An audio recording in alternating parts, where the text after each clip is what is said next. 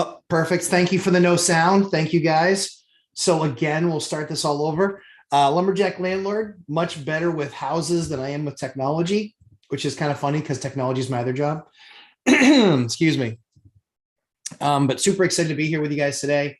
Talk about, answer all your questions. That's mainly what the purpose of this is. I know that for 20 plus years, I've been doing this. I've done, boy, we've got 115 units.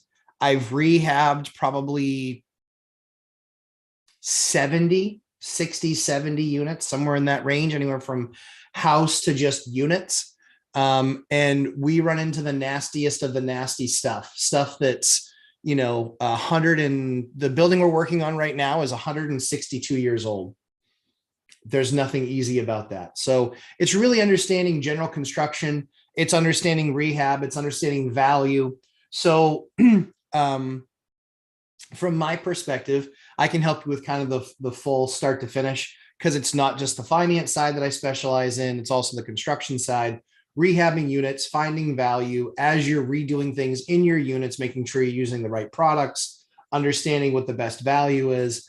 And the things that, quite frankly, are going to make the difference in tenants staying and sticking around, or tenants even finding the place and falling in love with it. So yeah, we'll cover any questions that you guys have today.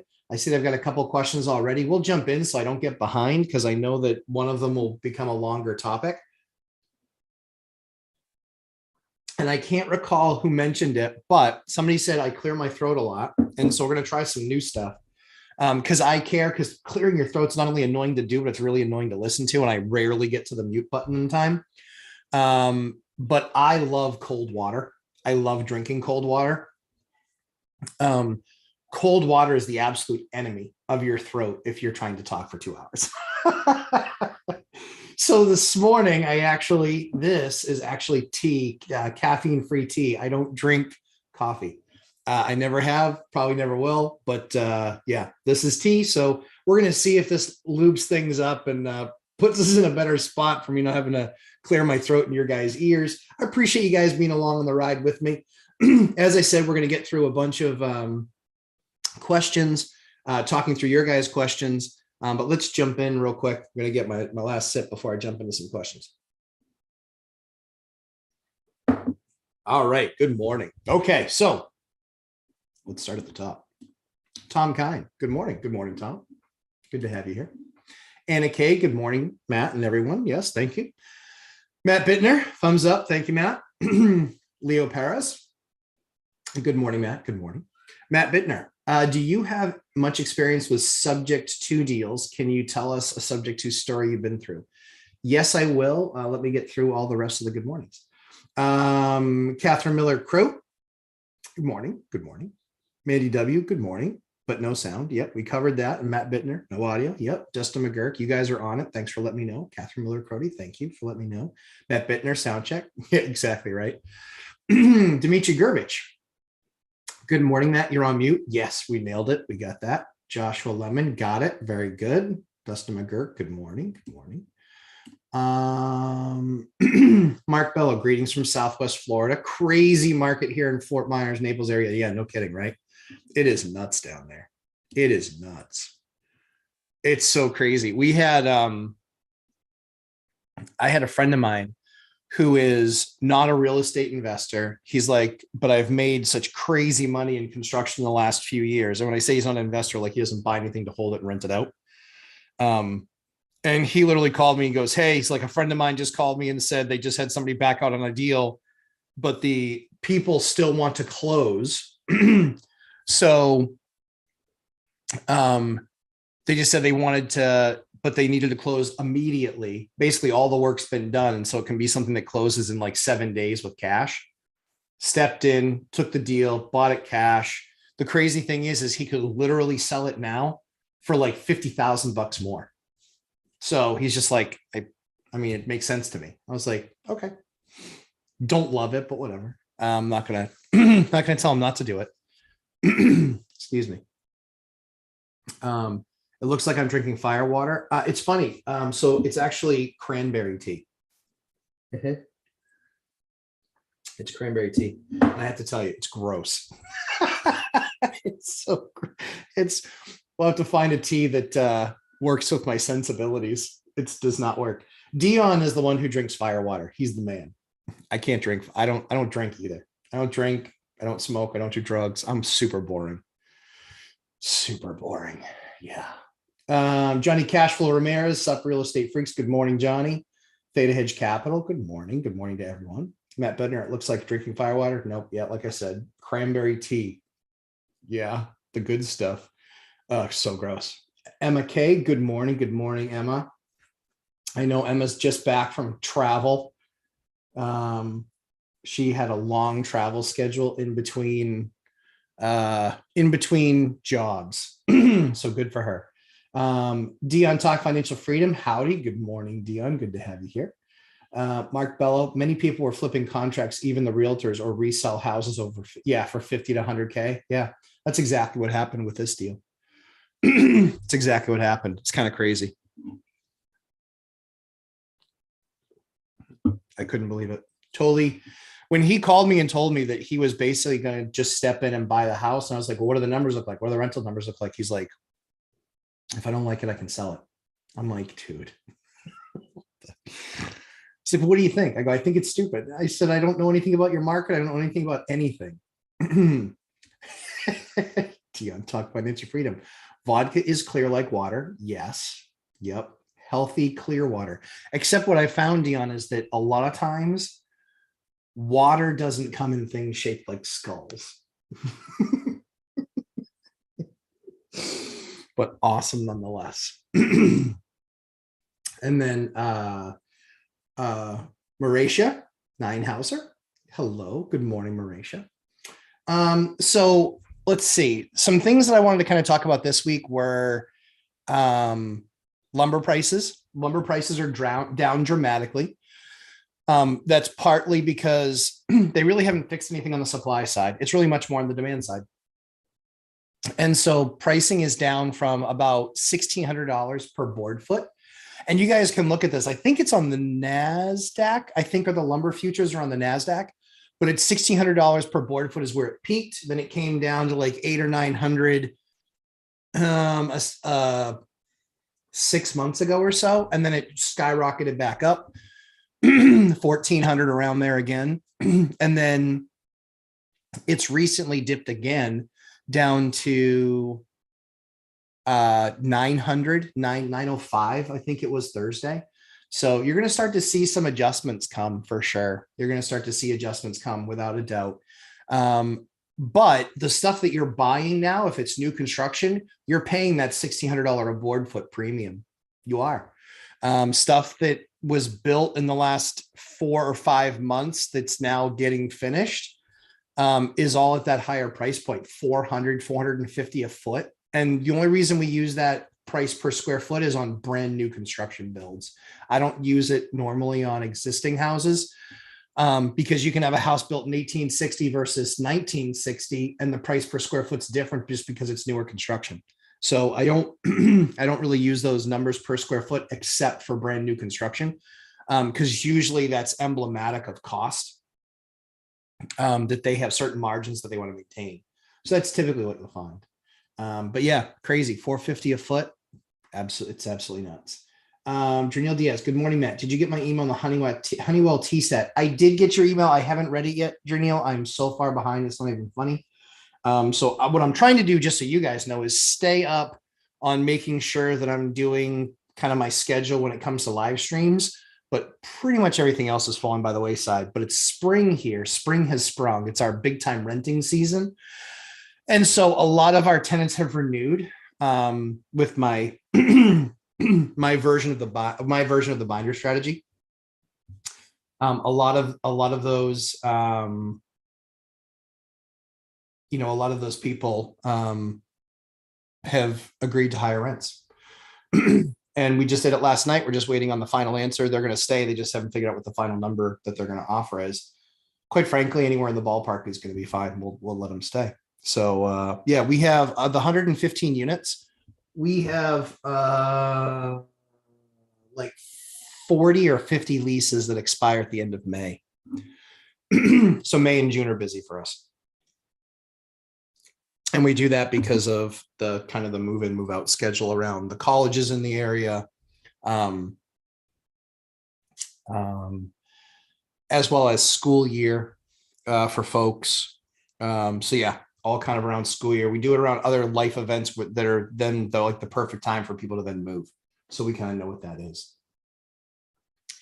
Mark Galvin, morning Lumberjack. Good morning. Got to tell you, because you understand, tenant moved out on the 28th, finished up repairs, blinds, fixtures, and new picking up keys this afternoon. Awesome.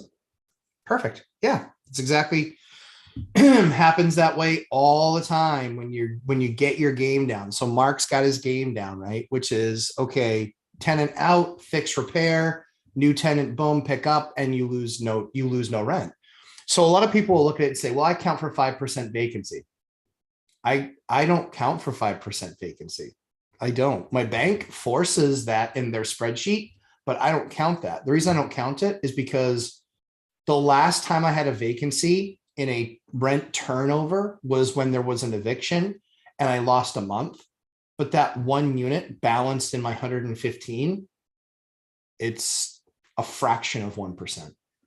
So we carry usually a 2% vacancy. And what we find is that we still put money back into the till. We're not even close to 1. Over 20 years, we've not had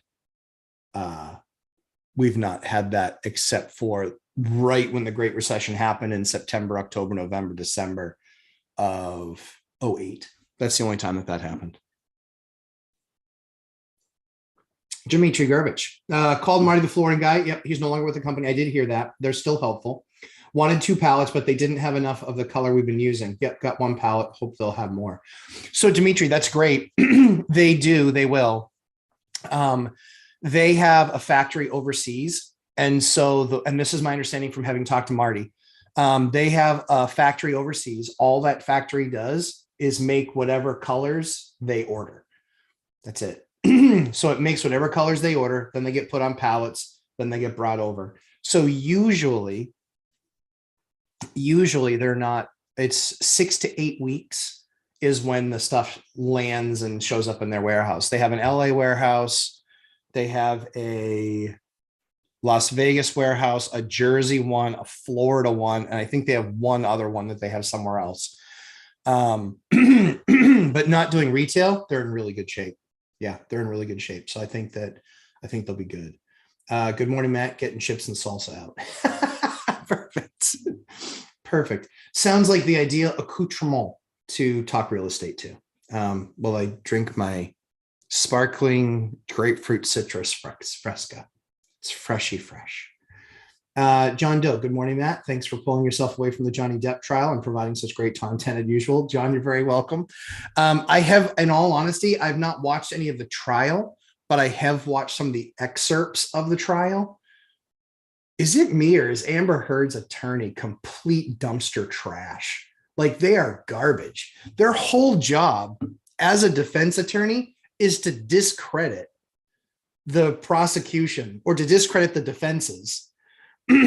So they're the prosecuting attorney in this sense. It's not, obviously it's not a state case, but her attorneys are hot garbage. I could make better arguments all day long than her attorneys are making.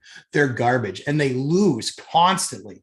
They're constantly being laughed at by the jurors in the courtroom. That case is not going well for her.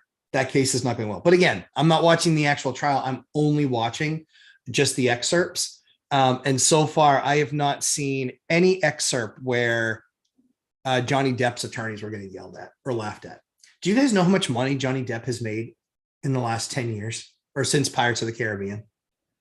Because he took a piece of the gate on that. What a brilliant move. He's made $635 million.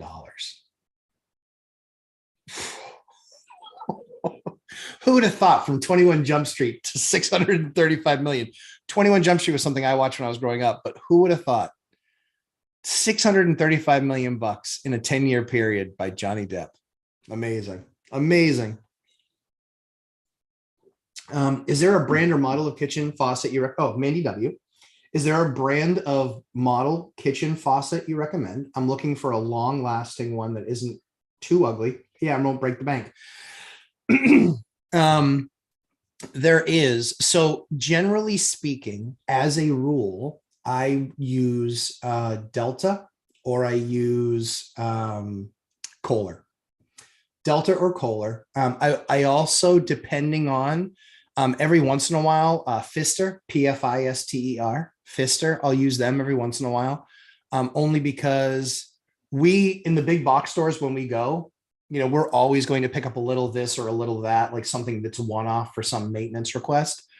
And excuse me, we'll always walk by the commercial or the clearance part. And then this last week, actually, they had a bunch of stuff on clearance. Stuff that was $150. The Fisters were marked as $75. I like, okay, I'll use a Pfister. But one thing I do want to talk about is Mandy W and her understanding. She's getting great at the game. Here's why you're getting great at the game, Mandy, and you might not even realize it. One of the things that's really critical that people make a huge mistake on is buying cheap. You'll buy a Glacier Bay, right? $30, $40, $50 faucet. You won't put it in yourself, or you'll pay a plumber to put it in, or a handyman to put it in, or maybe you do it yourself.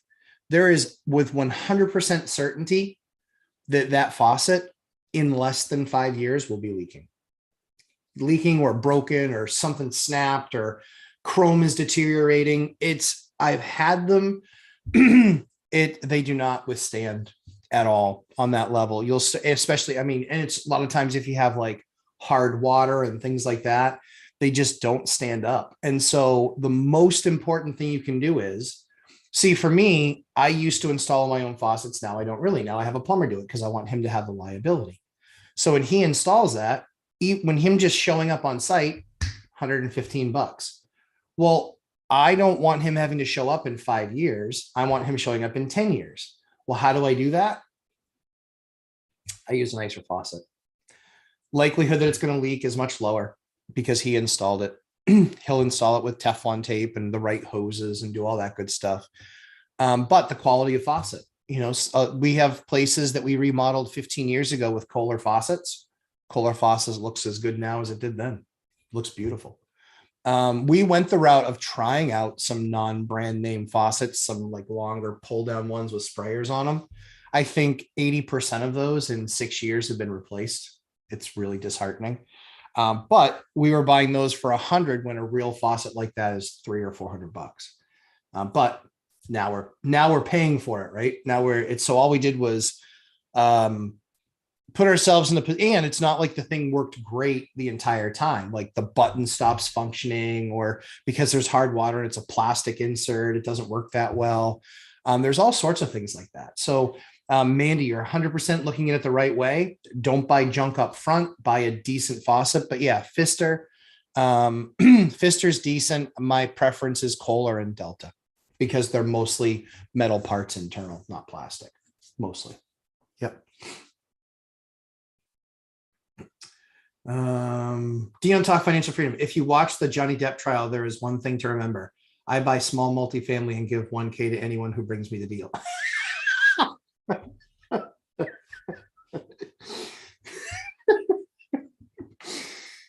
So you guys heard that. If you guys are in the midst of watching that trial, by all means, you can put yourself in a position where if you find a deal, you can you can send it on to Dion and he'll give you $1,000 if he closes. How cool is that? Yeah, that's awesome. Christopher Fitzgerald, hashtag Big Daddy Dollars. Yeah, we're gonna have some other new hashtags trending. You guys will see some merch. I'm actually gonna do a couple things of merch. We're gonna have 3 t-shirts. We're gonna have a Lumberjack branded t-shirt. We finally got that dialed in with finding out who the vendor was that sold us that. So we'll have a Lumberjack Landlord t-shirt. We will have a It's Just Math t-shirt. And then we'll also have one professional snowflake melter for those trolls that love me so much. I'm going to love wearing that one around town. It's going to be good. So yeah, so we'll have those available. I think probably in the next couple, 2-3 weeks, we'll have those available. So yeah, it'll be cool. John Doe, Matt, when collecting the initial deposits, do you get first and last month's plus security? John Doe, that is an excellent question. In my state, I can only take deposit and I can only take first month's rent. I cannot take last month's rent by law. So what I always encourage people to do is, I know that a lot of times people borrow things from other landlords. Make sure you're checking state rules, state law. I can actually not take by law. And I don't remember what the penalty is, just because I know we've known that for, I don't know, 15 years or so, or 18 years. We never did it, but we found out through somebody else that they ended up getting in some deep trouble for collecting that piece. I don't remember what the penalty was, but we can't take last month's rent. We can only take deposit and first month's rent. We can take a pet fee, make sure it's a fee, not a deposit. Dion calls that out in a lot of his videos. It's really important. But yeah, we can't take, we can't take last month's rent. We can only take first and deposit. And we can take a pet fee, but that's it. Don't call it a deposit. Deposit means you have to give it back. So that, hopefully that's helpful. Mandy W, I have good teachers to learn this stuff from. Thank you for the time to teach this information. I'm happy to do it, Mandy.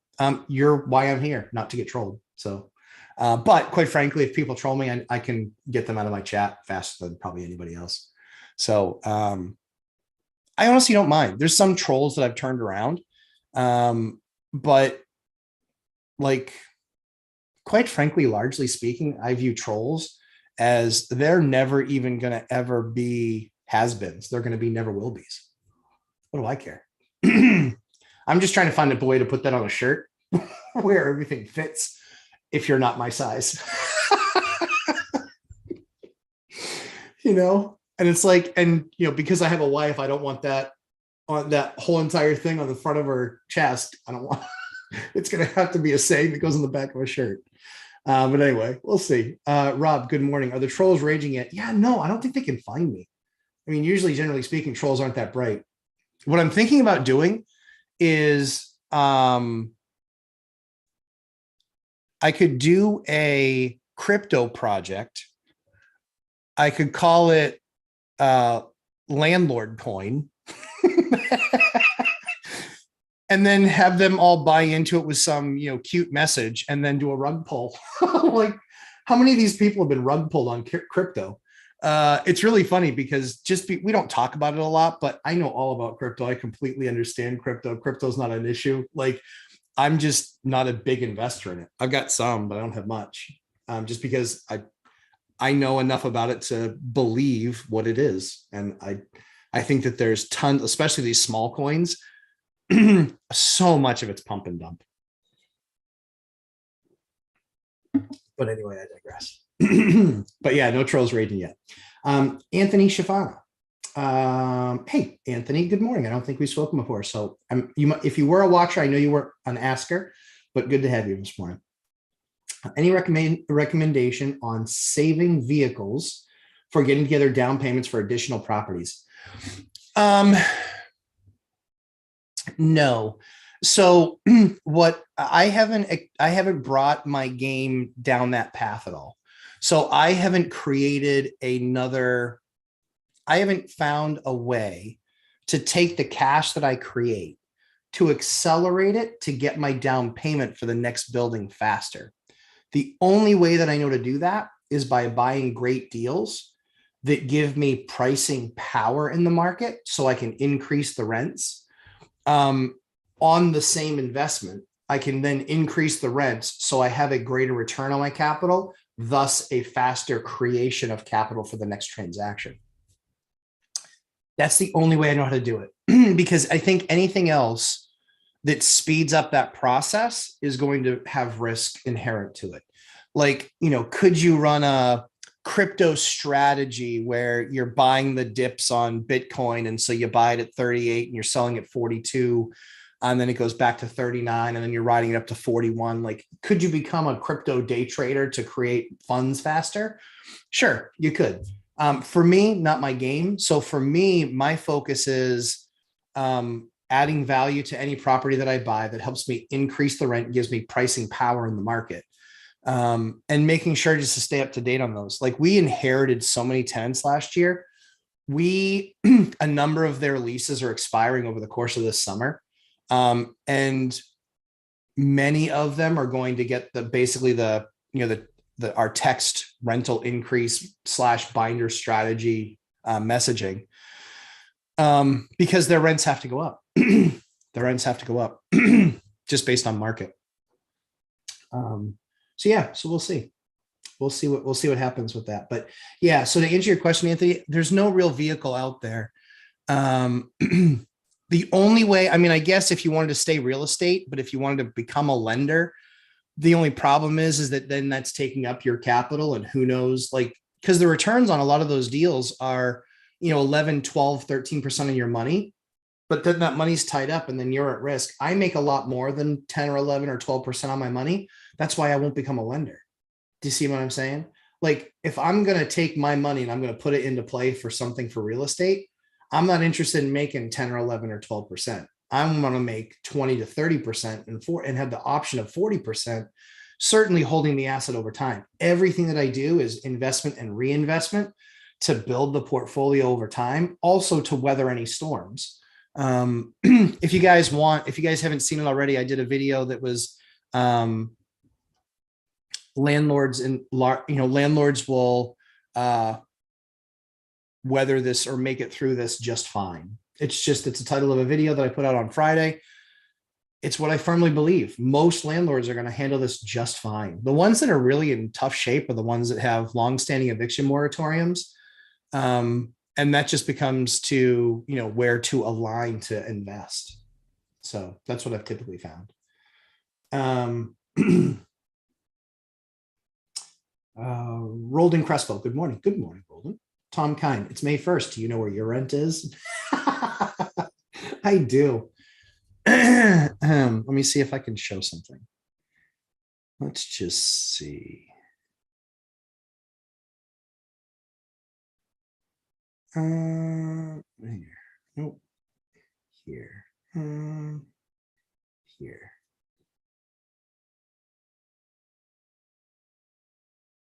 Let me see if I can cover this up. There we go. That's how much is in my Venmo account as of this morning. That's pretty cool, right? So I don't know where all my rent is, but I know where some of my rent is.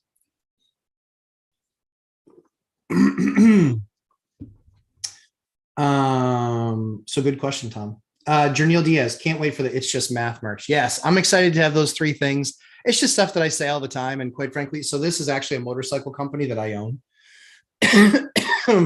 It's a small company. It's one person. That's not me. But yeah, sorry. Guys, thanks so much for joining me this morning. Finally, we are here. Sunday, we made it. We'll just continue to go through questions. For those of you who don't know me, I'm the Lumberjack landlord. I own 115 rental units. Been a landlord for over 20 years. I self-manage, and so I've done full gut construction all the way to just lipstick flip. And I'm somebody that's active in the market. My most recent purchase was 2 weeks ago. And I continue to manage the day-to-day in my business with my lovely Mrs. Lumberjack.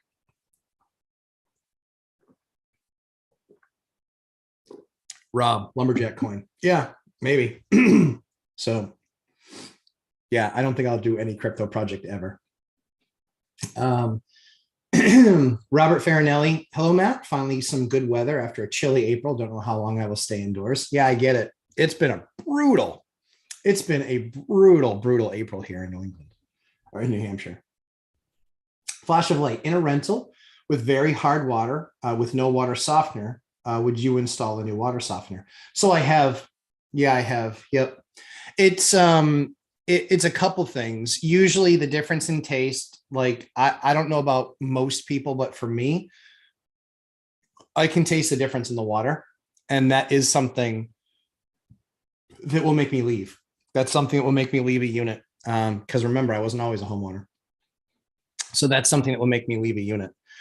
So we will put in a water softener, and we put in the decent ones. You know, they're anywhere from $2,000 to $4,000. But we've put them in a number of properties for sure. Because New Hampshire naturally has hard water because of we are the granite state, all the rock. So we naturally have some pretty hard water. So yeah, I put in a water softener in a number of buildings.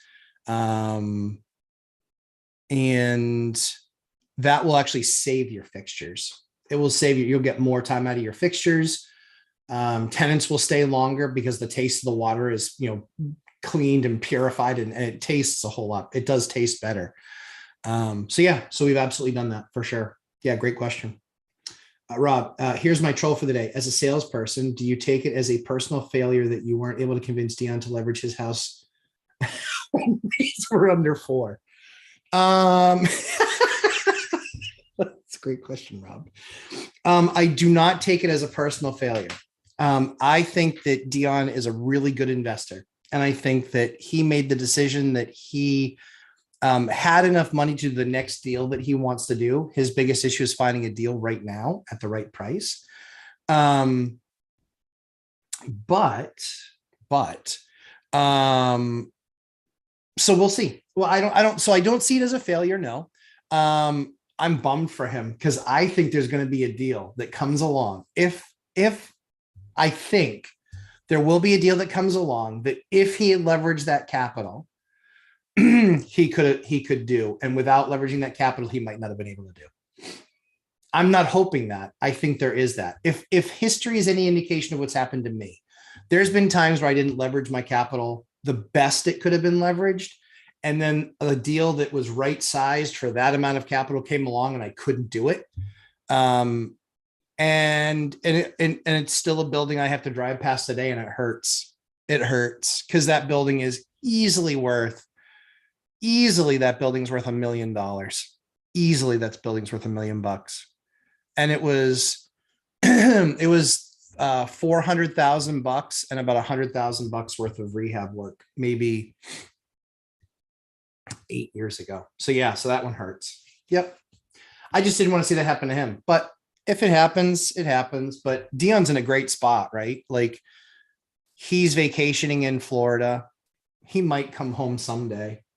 But he's able to manage his business on the road and do what needs to get done. And he's going to end up showing up back at home, having more money than when he left, and he didn't work. Like, I don't know how much better it gets than that. So, so great question. But yeah, I think, I'm not discouraged that I couldn't. I'm hoping that deal doesn't come along that he can't touch because he didn't properly leverage or didn't leverage like Mike and I were encouraging him. He does have different goals though. I get it. I think he wants to get to probably the 10 mortgages and then probably cap out there. Of course, if he does any of these 30 or 40 year non-QM deals, those don't count against you because they don't sell them to Fannie Freddie. So that's how you increase the number of deals you can get over 10. So I'm interested really to see what kind of happens with Dion over the next 10 years. Let's see. Robert Farinelli. So trim and baseboard question. Yeah, you use the Marblehead trim. Yep. Window and casing. Yep. 7.25 MDF. Yep. Which lumberyard do you use? Do they deliver to Manchester? Yes, they do. You can use La Valley Middleton.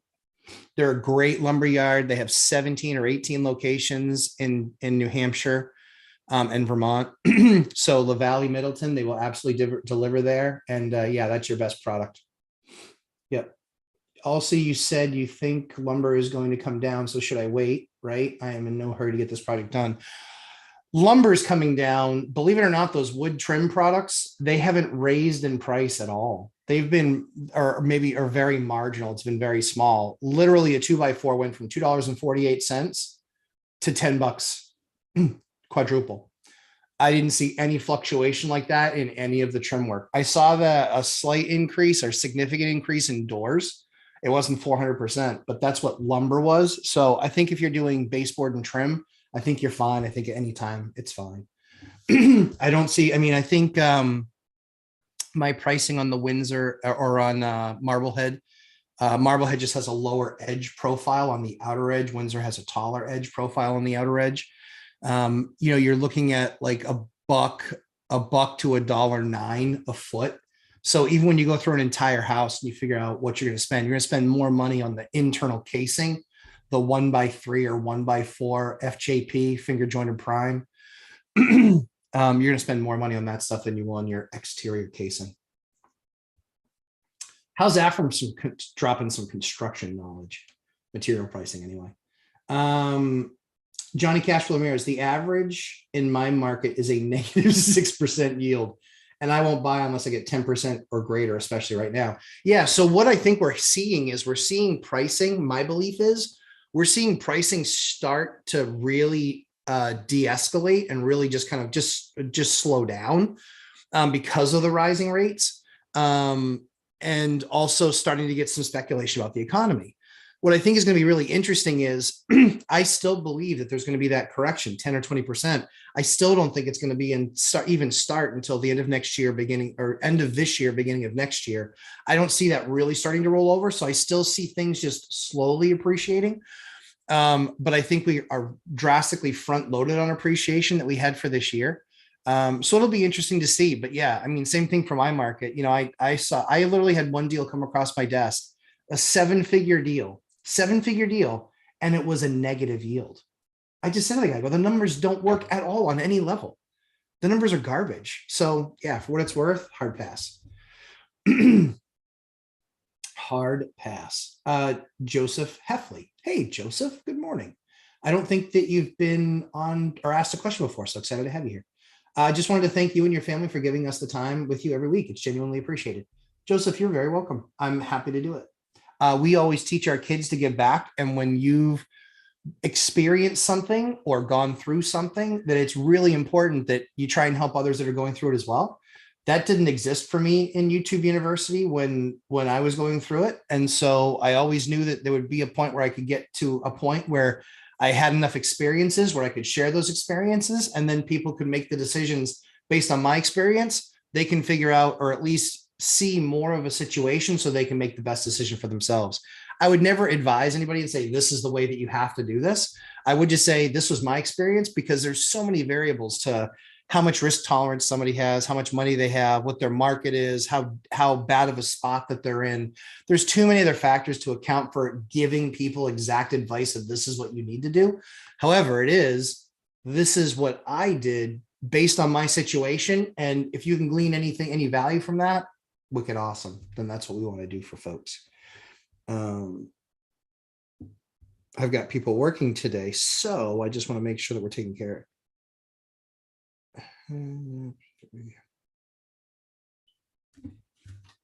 Okay.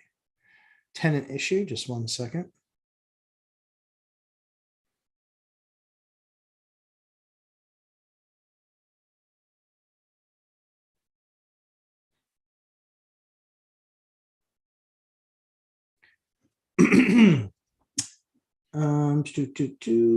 Robert Farnell, all night hider, go Kings go. Yeah, sadly the Vegas Knights are out of the playoffs. I'm a Bruins guy. That's who I grew up watching. So thankfully my Bruins were in good shape. They face off against the Hurricanes, which are a great team, but they've got a goaltender. Their top goaltender is a little bit hurt, so hopefully we have a shot. But they're a great team, and so we're excited for the hockey playoffs to start, because there's just nothing like playoff hockey. Celtics look pretty good, taking out the Nets. And I think that with that defense, let's see what they can do against Milwaukee, the champs, because Milwaukee is a good team. So yeah, so we'll see. But a fun part of the year for sure, with hockey playoffs, basketball playoffs, baseball just starting. Of course, the Red Sox have been brutal to watch. But anyway, Robert Farnell, as far as Windows high energy efficient Windows worth it? Yes, they are. Yeah, home renovation DIY was talking about how high energy efficient windows are not worth it. Invest more money in wall insulation instead. So I disagree. I think because anytime that you're going to do those projects, the way that I view them is an investment. What's it cost me to install a less efficient window versus a more efficient window? I don't think that you make the choices between those two. I think that it's an all-encompassing package. Because it's an all-encompassing package, yeah, I do great wall insulation to code, at least, if not better. Code is R17 or R19. I'll do R21 depending on which cities you're in. But I'll do R21, and then they want R38 in the ceiling, in the roof. And we'll do closed cell foam. If you do 4 inches or 5 inches of closed cell foam, you're well past R30. And you're architecturally making the building stronger. So I don't believe in making the choice between the two because I'm not paying the heat, but my tenant is paying the heat. If they recognize that they're saving $500 to $800 a year on that, they're going to stick around. It gives you more pricing pressure or pricing power when you're talking about pricing the unit. Same thing with the windows. Windows, you walk by them, they're drafty. I mean, again, what's the point? To put that window in, you're then gonna have to rip out all the trim, replace the window, like buy better product, put better product in. I'm not saying you call up Pella or Anderson and get a bunch of custom windows, but there is a grade where they build them to a company builds them to a spec, which is Energy Star or Energy Star Plus. I'll even buy the Plus. So I don't buy the window here. I don't buy the Energy Star window. I buy the Energy Star window Plus. Because I'm never going to install that for 50 more years and I'm a buy and hold guy. And if you look over the period of time, like I said, I think that that's an investment that you make in your building. It's also an investment that I want to make in my tenants. I want the cost for them being in that unit to be as low as possible. And then when they're comparing notes with their friends about how much money they're paying in rent, they might be paying the most, but then they say, yeah, but my utility bills are nothing. I couldn't afford to leave here because there's so little. I had a house that before we gutted it, so I was able to get a copy of the bills the year previous because I owned the building, and they spent almost $5,000 on fuel that year, almost $5,000 on fuel.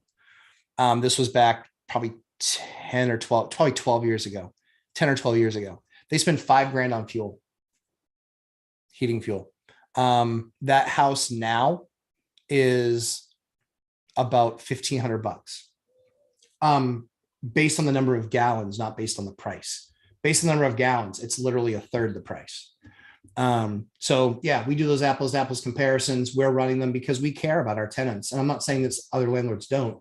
I'm just saying we really care about our tenants. We want to keep the costs as low as we possibly can for them to stay, but we also want them having the responsibility, having to pay for the heat. And there is far more likelihood that they stick around and stay. There's just far more likelihood.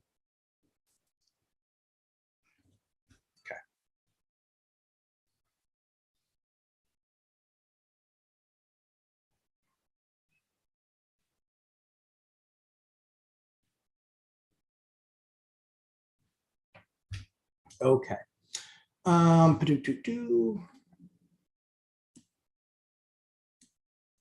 Yeah, so yeah, Robert, to answer your question, I like the Energy Star Plus stuff. Emma K, Vegas, Texas, or Southern California, where would you want to rank them? On a scale of 1 to 100, I would put SoCal at -70. I would consider only San Diego. And even likely then I probably wouldn't, just because I'm what generally is happening there politically and the rules that they're passing are just contagious. And that's what scares me, is I want to be in alignment with my local government, and the fact that they understand that I have bills to pay too. And then it can't just be all about tenants' rights. Tenants have rights, but property owners have rights too. So SoCal would never make the list. And it's not saying that you can't make it work. It just wouldn't work for me, starting from scratch. Vegas or Texas? Not Vegas. Well, so maybe Vegas, but in a different way. Vegas has very violent swings. So Vegas can be up 300% and then it can drop 70 or 80%. They have the most violent swings historically in their housing markets. So it would have to be like a 15-year strategy, but they had the biggest negative swings in the Great Recession because they're still largely speaking a service economy. And then so that would be like a 15-year strategy, knowing that I'm buying it 80% off, knowing that it's going to take me 15 years to exit that market if I want to exit that market. But then that whole thing comes down to remote. I consider buying an entire portfolio, but it need to be a significant size portfolio because then I'd have to build a team there. Texas has the same issues that New Hampshire does, which is raising property taxes because they don't have an income tax. I would not do a single family strategy in Texas. I think that that's flawed in any no income tax state. But I would do small multifamily there. But it would definitely be Texas. I saw what Dallas put out there about potentially capping investors. They better watch out if they get involved in the market. That is going to drive affordability way down. That's what happens. In fact, who was it that just passed it? Minnesota just passed rent control 3%. 3%. Watch the number of units there dry up. 3%. And right now there is no caveat for new construction, for rents. And so they basically are saying, hey, we don't care that inflation's 10. Tough luck. You're the landlord. Deal with it. They don't care. 3%. 3%. My costs went up more than 3% on my units last year. Way more than 3%. So I would be literally just taking it on the chin. And then the bank could look at it and say, you're not making enough. We're going to call some of your commercial loans. Again, far-fetched, but possible. It might not happen year one at 3%, but what happens if we have 10% inflation for 3 years or 8% inflation for 3 years? I'm getting 3, I'm getting 3, I'm getting 3. That's 9. What if I'm at 8%? I'm 9 against 24. Now I'm writing checks to keep my properties. These idiots just don't understand math. But largely speaking, you picked a state and a city that is not aligned with landlords. They want a lot of different stuff, and it's not aligned with landlords. Factually speaking, just based on the legislation, it's not aligned with landlords. Hold on one second.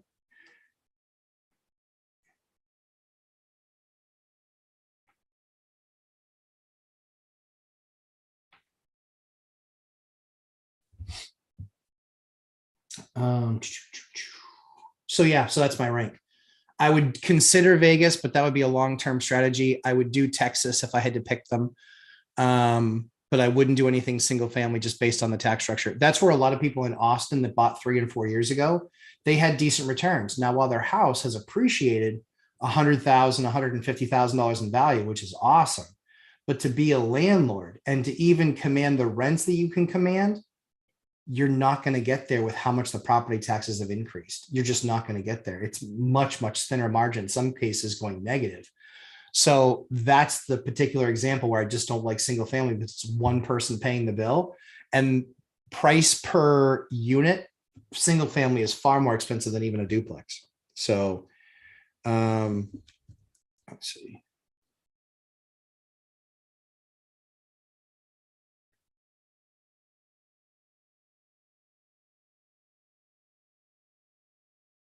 Sorry, tenant issue. We're good though. But yeah, good question, Emma K. Kip Stevens, SOS Properties. Good morning, sir. Good morning to you. Little late, had a plumbing issue in a rental this morning. We actually put that in our lease, just so you know, Kip. If we find that feminine products have been flushed or wipes have been flushed, you pay the bill. I'm tired of that stuff. I got so burned out on that stuff a few years ago. I mean, Roto-Rooter literally knew us by name. It was just what a nightmare. They knew us by name. We spent in 1 year $14,000 with Roto-Rooter, and it was all feminine products and flushable wipes. Yep. And so it's in our lease now, and we've had that issue twice this year, and both of them are paying for it. If they don't want to write me a check, then it's going to get taken out of their deposit at the end of their term. It's just that simple, because I'm not paying for that stuff. if you don't know not to flush that stuff, then it's certainly not on me to teach you. But it says in the lease, so it just means you didn't read the lease. Julie Anderson, good morning, Matt. Good morning. Good morning, family. Good morning, Julie. Look at that. As well as I was doing it, keeping up, you guys asked a bunch of new questions. Matt, are you using a property management program? So sort of. So we use Door Loop, which is all encompassing. It's everything. That's what we were evaluating. We evaluated Hemlane. We evaluated Appfolio. We evaluated Buildium. We evaluated, there were two others that we evaluated too. They were out of the running pretty quickly, but we evaluated all of those and we were looking for all encompassing. Hemlane's really strong on the property management side, weak on the financials. Appfolio was the closest. They had a less strong, their onboarding process was much more difficult on Appfolio. Door Loop was awesome. So far, we love Door Loop. Door Loop's gone really well. It's $200 a month, but you can get up to 200 units for that $200 a month. So they kind of flat fee it. So right now at 115, I'm paying, $1.75 per unit per month. That is nothing. It's nothing.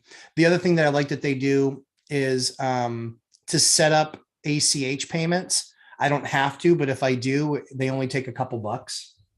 That's fine. The couple dollars is fine. It's just a centralized place to manage it, but I got unlimited space. So I have over 1 terabyte of data, even more than that. Actually, I think it might be 5. I have unlimited, but I think I asked for 1 terabyte and the other one started pricing things in. The thing with that data is my guys can take videos in the field and put them on the app. Like, it's awesome. It's awesome. It's very, very cool stuff. So yeah, so far, very happy with our costs on Door Loop. Very happy with our selection.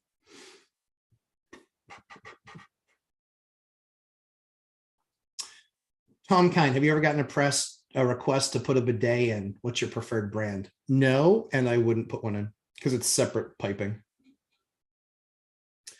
Nope, no bidets for me. I think that's an A-class property type of thing, and a house, and I don't do really any single family. I have 1 or 2, but yeah, not for me. Kip Stevens, as a property owner, we work 7 days a week, 24 hours a day. Ain't that the truth? Yep, it's true. It just is what it is. You never know when something's going to come up and you have to take care of it. The way it goes. In fact, this person texting me is they don't have heat. I know why they don't have heat. They ran out of oil. And I have to look at their lease. I'm pretty sure oil's on us. So I think that the company might not have done the delivery when they were supposed to. Okay, so we'll fix it. Kip Stevens, SOS Properties. Let's go Warriors in the heat. It's going to be an interesting season for sure, or postseason. Theta Hedge Capital, do you ever use PVC casing for baseboard? Nope. Nope. And window trim? Nope. It's all because of, so I would consider using it. I mean, I guess you could. Where did we use that? Actually, now that I think about it, I think we used it in a basement. That's what we did. We used PVC baseboard and trim in a basement. And the reason that we use it in the basement is why? It's PVC. It's never going to rot. It's never going to mold. It only takes a wipe down. So just in case that basement gets wet, we're on it. We can fix it. So yeah, we have done it. Yep. Not above grade though. Not above grade. All night hider as a contractor, I'm on call 24/7 as well. So true. It is. I know a lot of people are scared about the slowdown. There's a few of us that are actually going to be kind of happy when it comes. I could use a little bit of a breather. I could use finding a deal and not having to get my offer completely put together in 7 minutes. That would be a nice change for sure.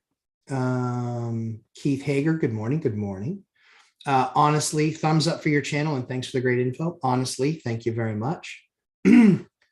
Single mom pushing, I believe, and you can correct me if I'm wrong, but I'm here for the people that want to learn. I want to help you. with my experiences, and then you can make your own decisions, but I want to help folks. So we're going to continue to do that. So especially single moms are near and dear to my heart. My mom was a single mom. And so I spent Saturdays going to work with her because she couldn't afford a sitter. So my sister and I spent Saturdays going to work with her. Way it goes.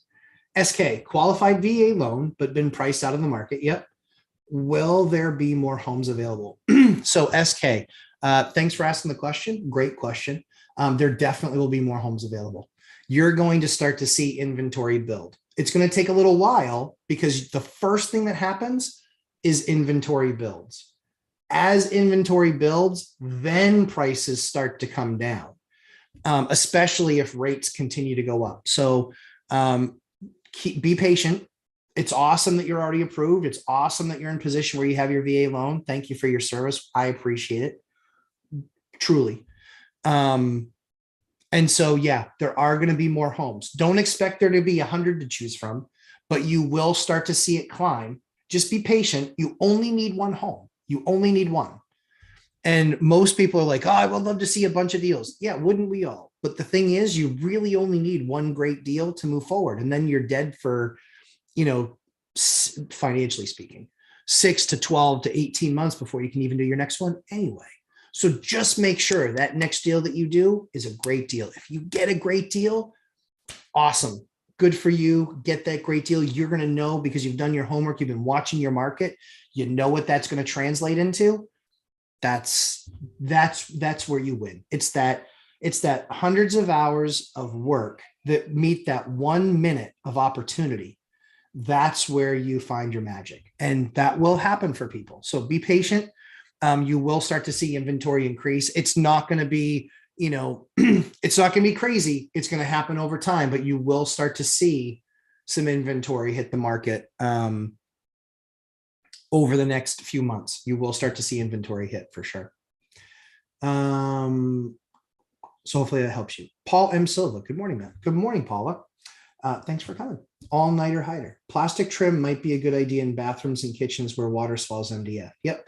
Yeah. So we don't use any MDF in our kitchens. That's actually why we go with real hardwood cabinets. We don't use that baseboard in the kitchens either. In the bathrooms, it's very true. But again, we don't use MDF except for our 7 1/4 base, and that 7 1/4 base really only goes. There might be one piece of it in a typical bathroom that we do, so easily replaced. But yeah, to all-nighter hider's point, he's exactly right. MDF is basically glued together sawdust, and so when it gets wet, it gets what's called punk, or what we call punky, where it will start to get soft. It'll start to pull apart, and there's no saving it when you get to that. You just have to pull it and replace it.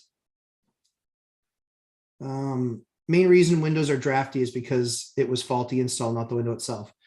True. Sometimes the newer windows, that's largely true with. But what you'll see mostly is you'll see the hot and cold issues.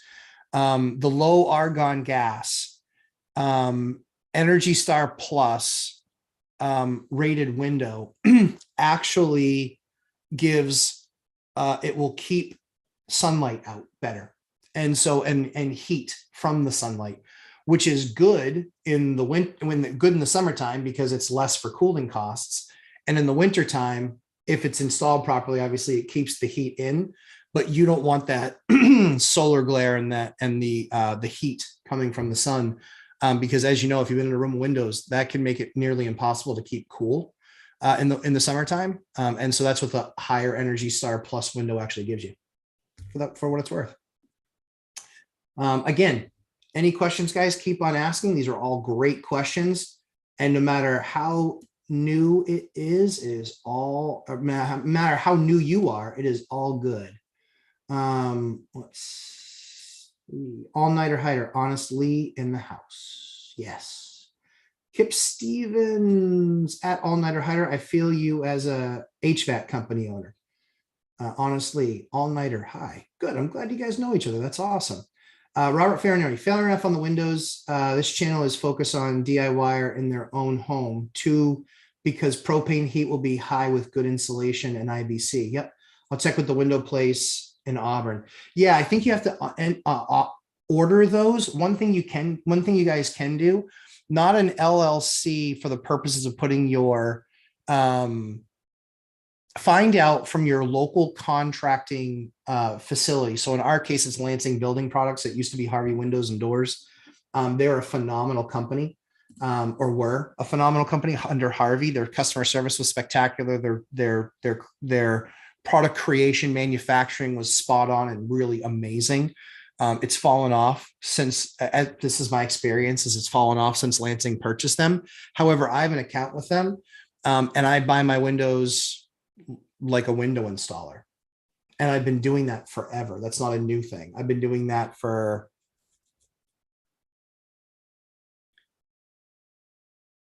12 years. Yeah, 11 or 12 years I've been doing it that way. It's worth its weight in gold. You have to learn how to measure a window, and you have to be able to learn all the vernacular. So you want to watch some YouTube videos, really understand what kind of conversation you're having. Are you going replacement? Are you going new construction? Do you want a J flange on the outside? All these, terminologies that you really want to understand. But in being able to have that conversation, low E, argon gas, Energy Star or Energy Star Plus, or even something called an acoustic window. So we have a project that we're doing where it's like a sidewalk's distance from the edge of the house to a street that gets 22,000 cars a day. Do you think I put a regular window in there? Hell no, no way.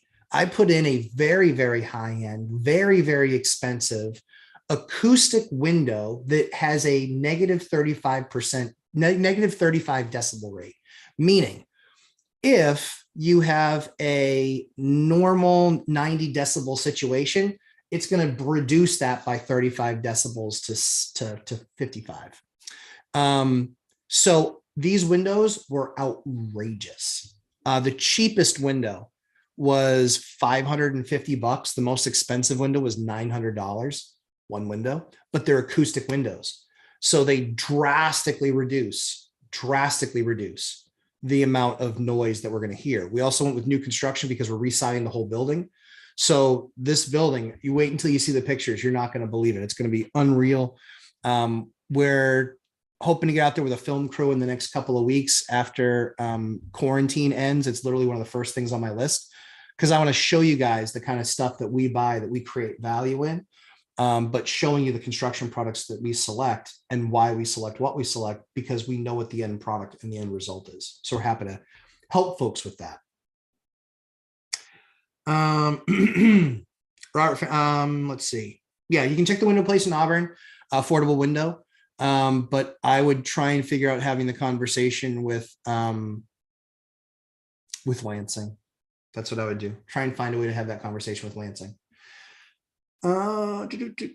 It's tough to be here in San Diego. I'm tied here by 2 kids and I refuse to leave. Got another 8 years here. Yeah, I totally get that. Totally get that. Yeah. Once they're in the school system and they're friends and they're all life, I get it. Totally, totally get it. But I always take the view of picking a market, right?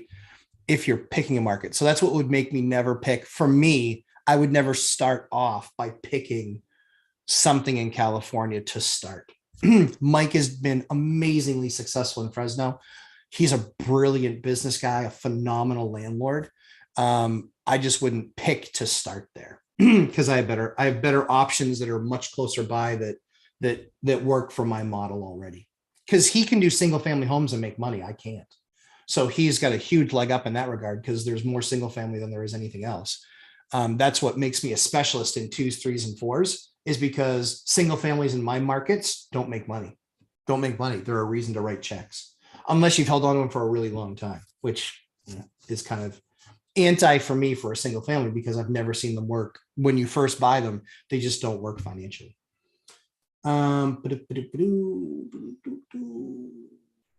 Johnny Cashflow Ramirez. I'm in Texas. Yep. Where in Texas are you, Johnny? I think you're in Dallas, aren't you? DFW? Dallas, Fort Worth. Aren't you in that area? All-Nighter Hider, this content deserves more likes. Thank you. Thank you, All-Nighter Hider. I appreciate that. I agree with you. It does. Emma K, thank you. You're welcome. LM, I can see the government stepping in soon to create a new low-income project units, again, like they did in the 70s. Yeah, I think that's quite possible. I know New Hampshire has kind of a hybrid approach to that. What they want to do is they want to do $100 million putting into affordable housing, but they're smart. What I love that they're doing is they're not doing affordable housing and trying to build it on their own. They're doing affordable housing and partnering with people that have the financial wherewithal that understand building, because the state's not a bunch of builders, right? So I think that I like those types of proposals where it's a combination of the government and the private sector. Usually those work best. It usually never works if government does all of it, because the costs end up massive overruns. And usually on the other side of it, on the privatized side, they obviously have to make money and they want to make as much money as they possibly can, free market capital system. So a combination of the two usually isn't horrible. It's usually the best of the combinations, right? If you're going to get funding in the market. Jason Falcone. Hey, Jason, thanks for joining us. Really appreciate these live chats. I'm from a small town in Indiana and just bought our 4th duplex. All right. That's awesome. I love duplexes. You know, I'm the dominator of duplexes. I love those things. You're definitely helping me grow generational wealth. Any advice for looking for an accountant? Dude, that's awesome. You are so welcome. I'm so thrilled that anything that I've said has been worth your time. So that's great.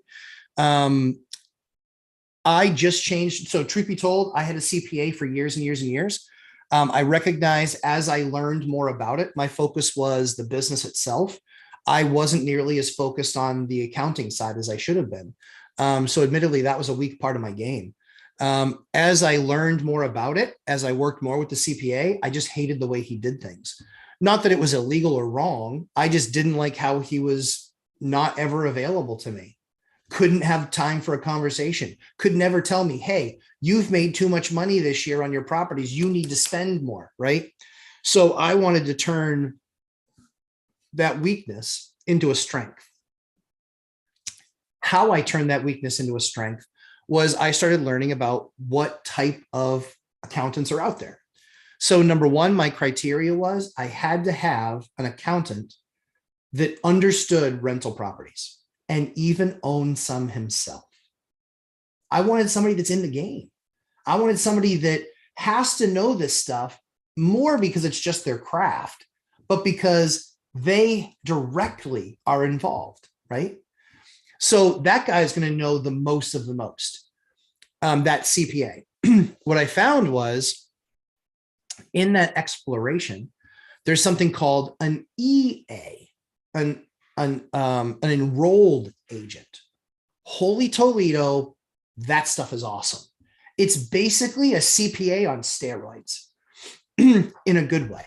1988 Jose Canseco or 1998 Mark McGuire level roids. I know, horrible comparison, but I'm a baseball guy. So, but they are awesome. An EA gives you the ability that if you get audited, he can actually fight on your behalf. You don't have to hire a separate tax attorney. And every single year, my understanding, every single year, they have to retake a test on the rule changes to ensure that they know what they are. That's why, aside from a tax attorney, they're the only ones that can then argue with the IRS to plead your case and fight a case if you were to get audited. So enrolled agent, and I found one. He is absolutely awesome, and he does work in almost everywhere in the country. So his name is Bob Langworthy. He's based out of Maine bean counters. If you call him, tell him the Lumberjack Landlord sent you, because I want him knowing the impact that he has on our community. That's why I do this. I want him knowing the impact he has on our community. So Bob Langworthy, I was thrilled with his work this year. He really helped us understand real estate professional, cost segregation, bonus depreciation. Guys, huge. He absolutely helped take my game to the next level. So Bob Langworthy, Maine bean counters, you can look him up. I think he's even been a guest on Mike's channel, Mike Zuber, One Rental at a Time. But holy cow, Awesome, awesome, awesome. I talked to a few other folks, just really love what Bob's done with his business. He owns real estate. He owns it himself. He's a landlord himself. He's got a family. And because that's important for me, because I've got kids, because I need to know how he would structure his stuff for his kids, right? And thirdly is he's an EA, enrolled agent.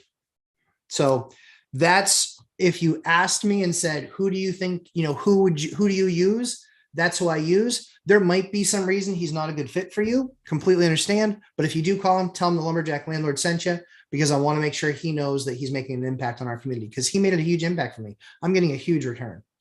I won't tell you what it is, but it's big. Makes me giddy. I love getting some of my money back. It's really cool.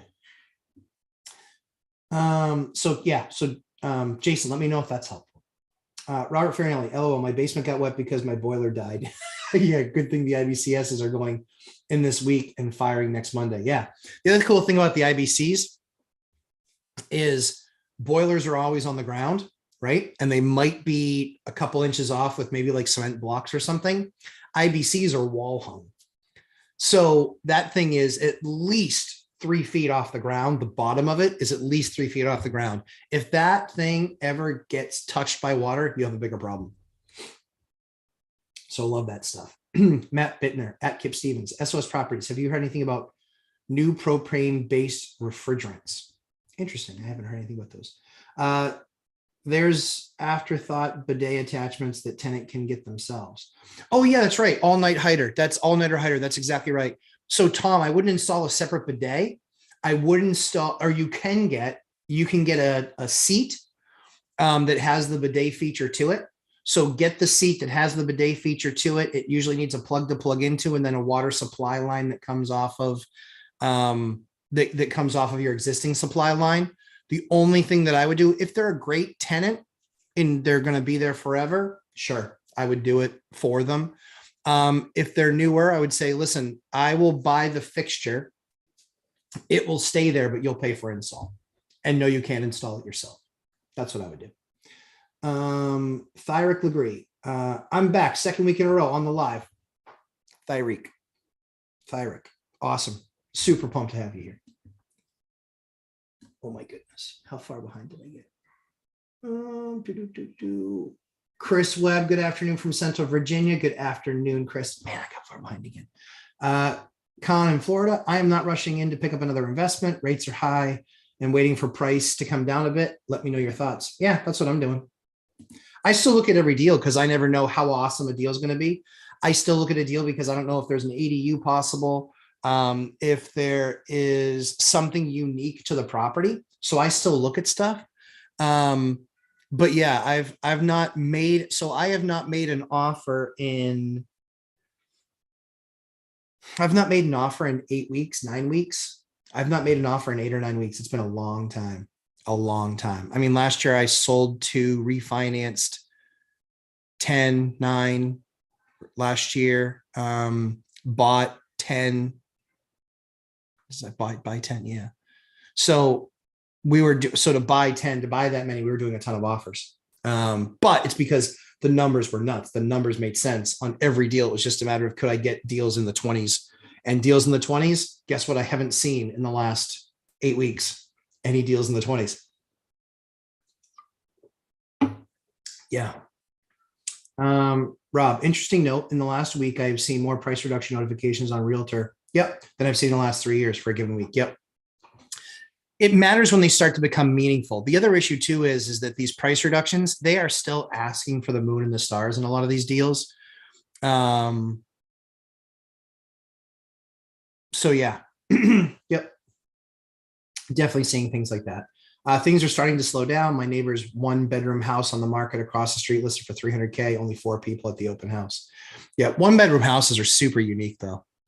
And I think that $300K, I mean, think about even that $300K in Manchester.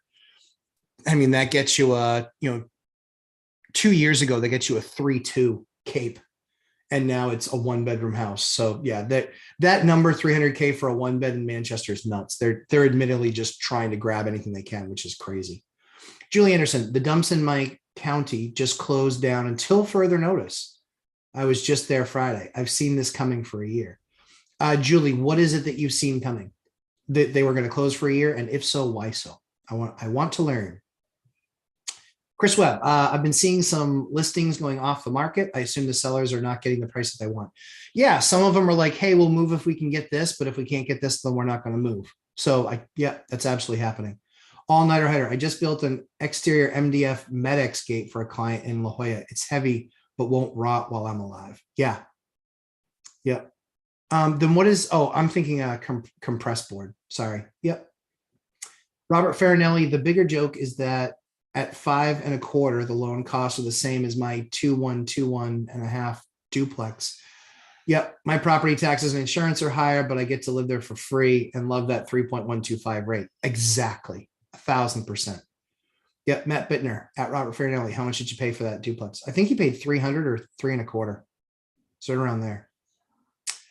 Keith Hager, next week, could you show us new electric receptacles with the USB ports? Yeah. They're not that new though, but yeah, I can. Looking to see if I even have one around here. I don't. No, I don't. USB with ports. Outlet. Yep. Yeah, there's a couple of different versions. I'll show you a couple of different versions for sure. Mandy W, what do you think about tankless water heaters? I love them. All the IBCs that I put in are combi boilers. So they are forced hot water for heat. They are on-demand hot water for shower, for everything. So literally you turn on your faucet, basically near instantaneous heat.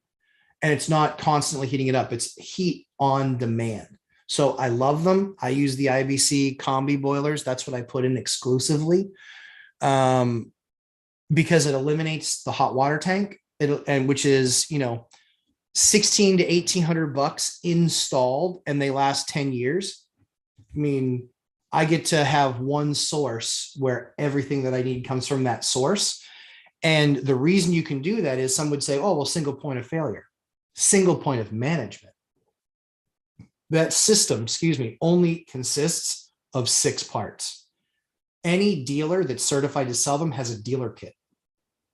That dealer kit is plug and play with any part. If they can't fix it, they literally can go to their dealer kit, pull your part, put in new part, and you're back up and running.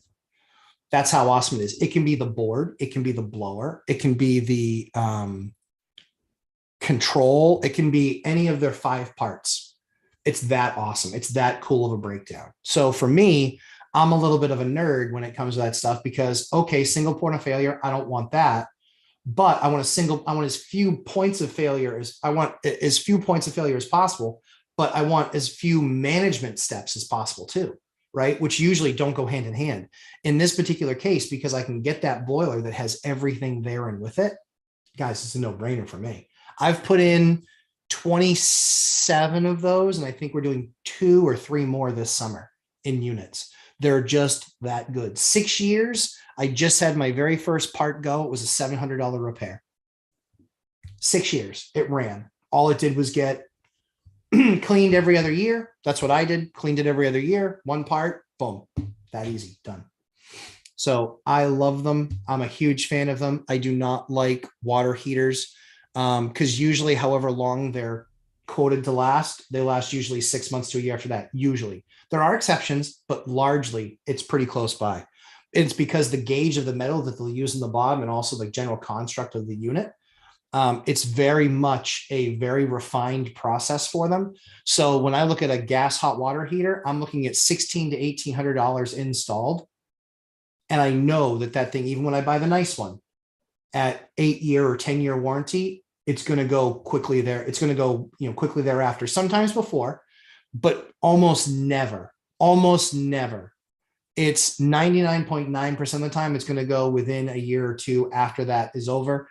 That's been my experience. And so that's why, and it's a huge mess to clean up and it costs a bunch of money. And then there's running water and then there's an emergency. And then there's all of this stuff. I love my IBCs. Love them. And I wasn't paid a dime to say that. I should probably talk to them about that. because I love their product. Like that is a product I love. Anna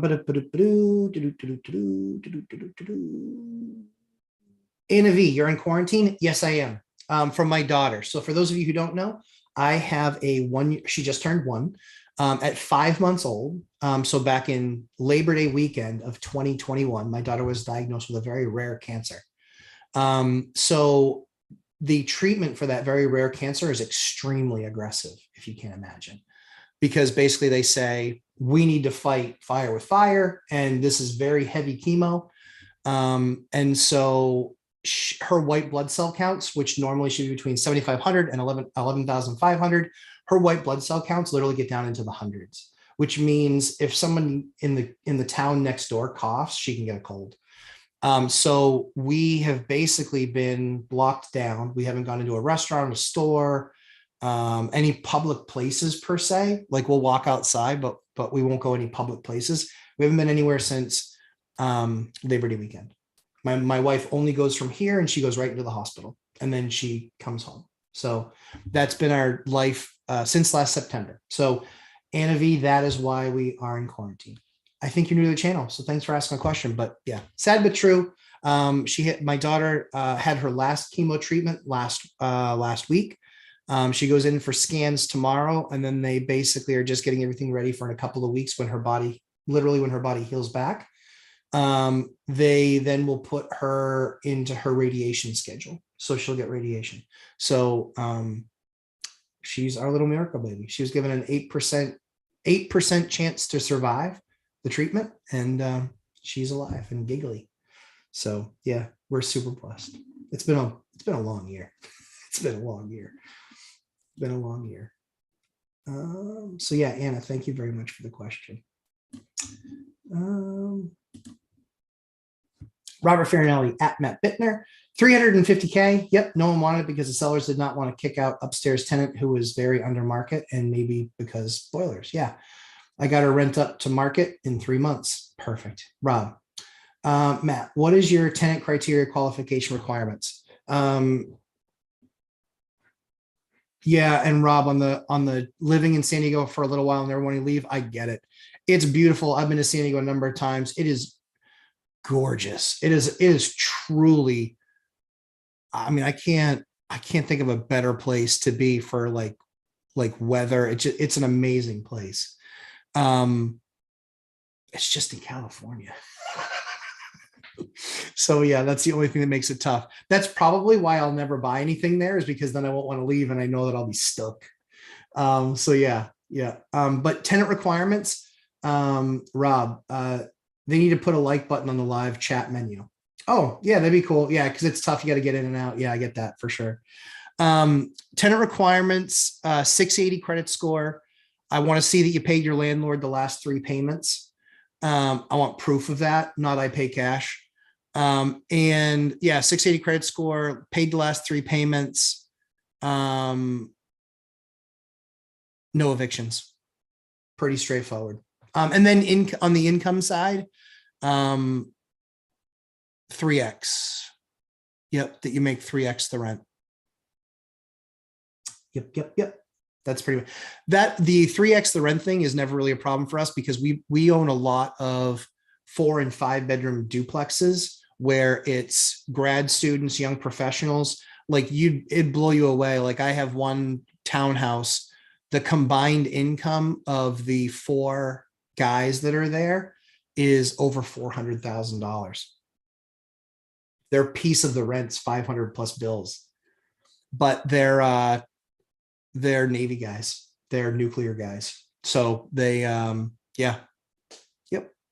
So yeah, that's what works really, really well is that mid-20s for those high density things. It's usually not big families.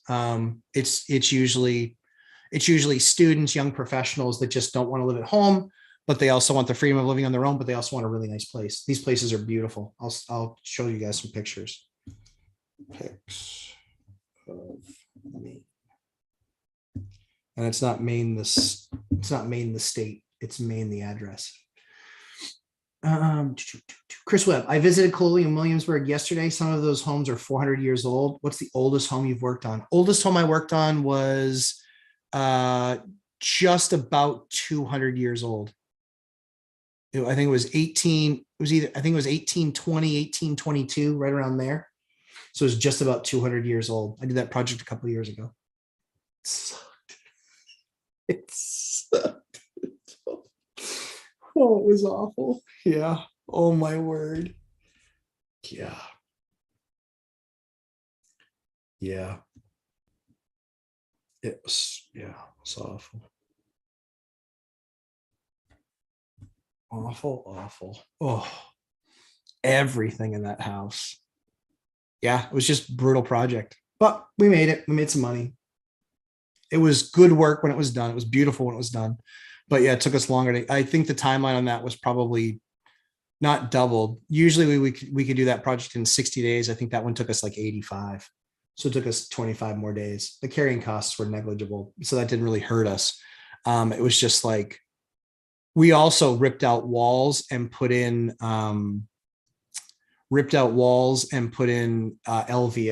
in 3 spots in the house. So it was a wide open floor plan front to back. So it's beautiful. Beautiful. So yeah, all-nighter hider. Wish we had free market capitalism. Not a perfect system in our country, but better than all the others that I've seen. So I'll take what we've got. Could get better, but what couldn't? So Johnny Cashflow Ramirez, I live in DFW. Okay, but by 2.5 hours west in a small. Okay, I know Abilene. Yep, they don't have a lot of multifamily, and the ones that come up are way overpriced and don't cash flow. So all single family for me.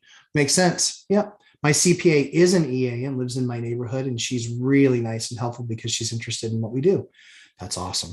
That is such a great connection to have for sure. Anna K, the upstairs of a 2-car garage is unfinished. I plan to seal off as off limits, but I rethink to rent the extra storage, wondering if that may add more room to trash or expose me to risk. I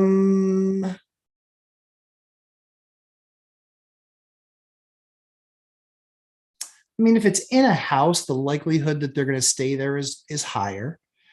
I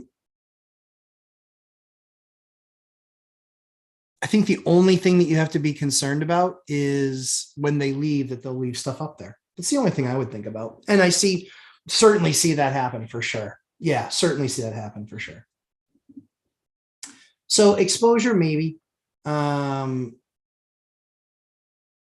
yeah, exposure, maybe. It shouldn't be too bad though. Oh my goodness, almost there. All-nighter hider. Any words on PMA's private membership association to live income and cap gain tax free? I don't know anything about that. Maybe. I don't know anything about that though. Sorry.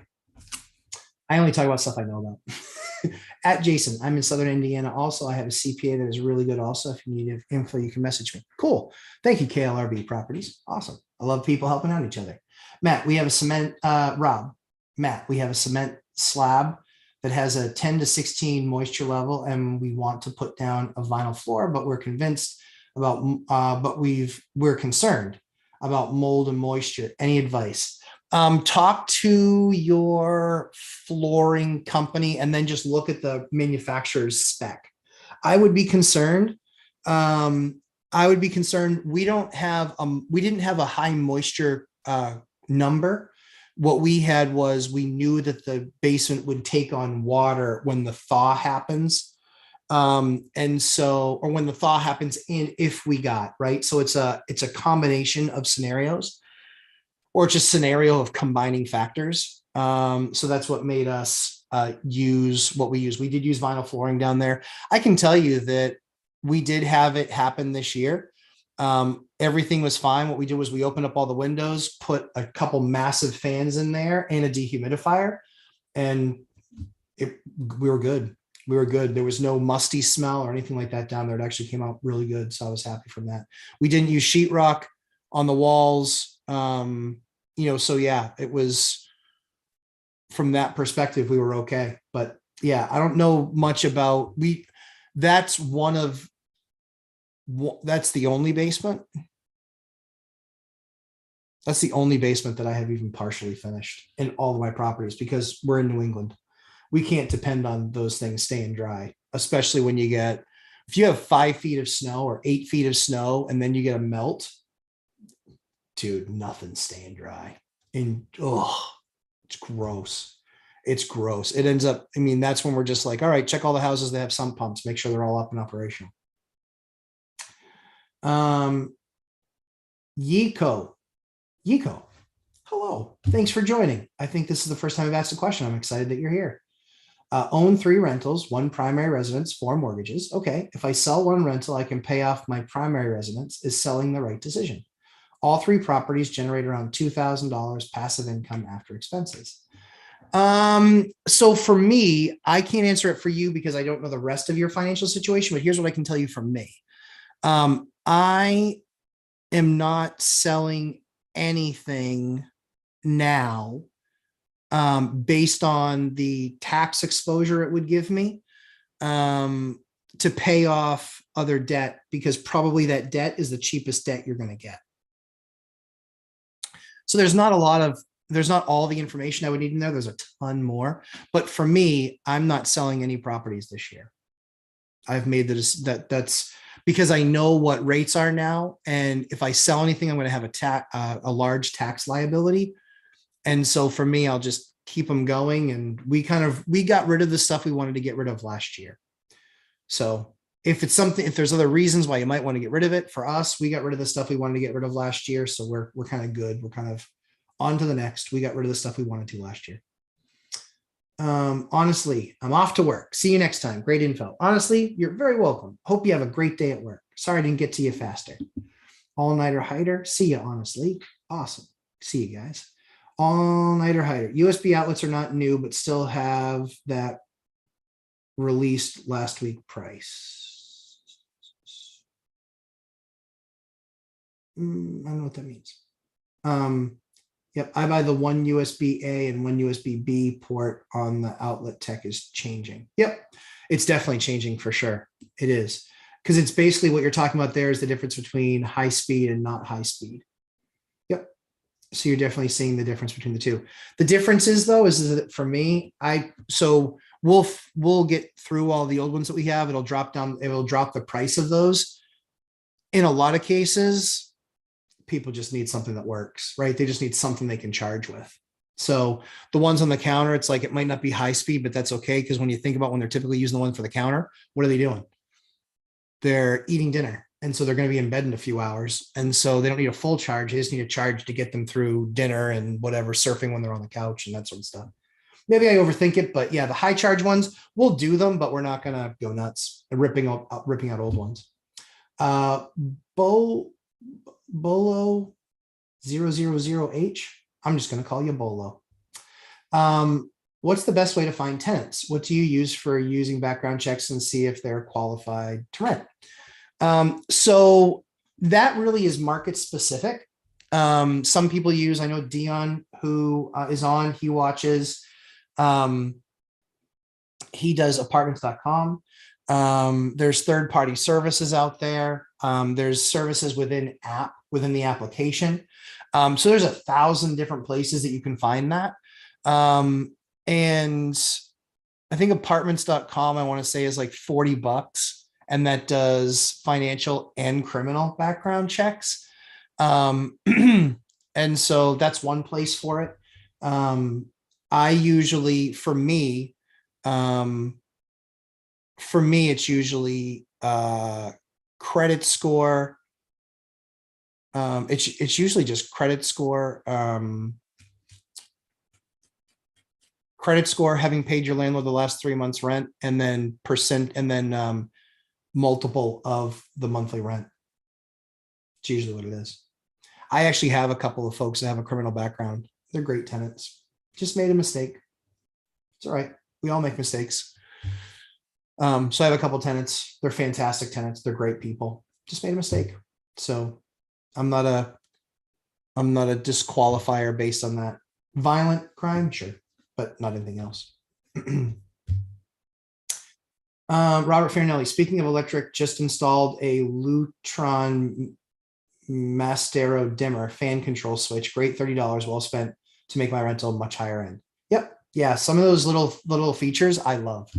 It costs you, when it's all said and done, you might have spent $1,000 on switches and new stuff as opposed to, $300, but you've got all these really cool features. And especially as homes become more smart, definitely the way to go.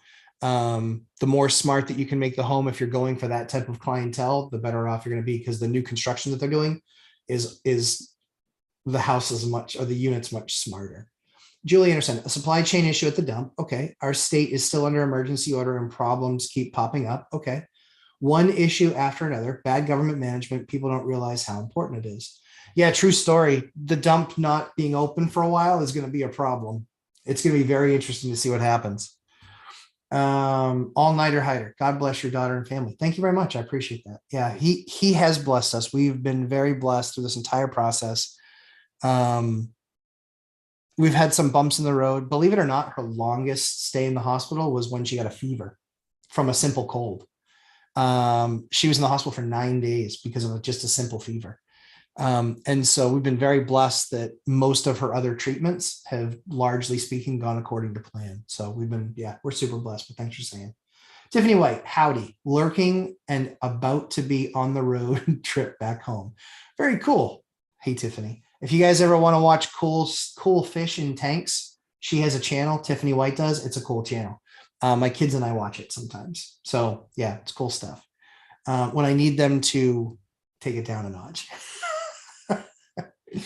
Julie Anderson, I'm thinking of adding EV stations to the parking garage at my 11 unit. What do you think? One in each bay. I wouldn't do one in each bay per se. I've thought about that. I don't really have any structures that lend itself to that, but I would, if I were to add a station, because I think you can get a decent price with tax credits and stuff like that are applied. I still think that it costs you a couple $1,000 out of pocket. Based on my research from my state, I don't know about your state. Still would cost a couple $1,000 out of pocket. So I would consider it in a couple of my really high end places. But a lot of my places don't have garages. A lot of my places are off-street parking, but still exposed to the elements because they're in a downtown area. So there isn't a lot of garage parking. Right now, the most impressive car I've ever seen one of my tenants own was a brand new Porsche 911. Where did that come from? Yeah, Kai was driving a brand new Porsche 911. Matt Bittner, can you please tell us one of your subject stories? I'm sorry, Matt, you've asked that today already. I have never done a sub-2 deal. Nope, I've done a seller finance deal, but I never did a sub-2 deal. I think sub-2 is going to become, I think that with rates staying in the 6s or 7s or 8s over the next few years, I think that sub-2 deals are going to be the most valuable deals that you'll find. And quite frankly, no one is going to do a better job on sub-2 than Pace Morby. I watched his flipping show today. Nope, not for me. Pace is a super smart guy. Laura is amazing. But their flip business, nope. It's called triple digit flip. Yep. Triple digit flip. It's because they're in Arizona. Literally every single project, because I binged it. I binged like 4 episodes. Every single project in the time that they were on the market, the house went up another 10% or 15%. They will be fine when the market adjusts. Most flippers will not be fine when the market adjusts because they'll have multiple projects and they will likely get crushed in having multiple projects.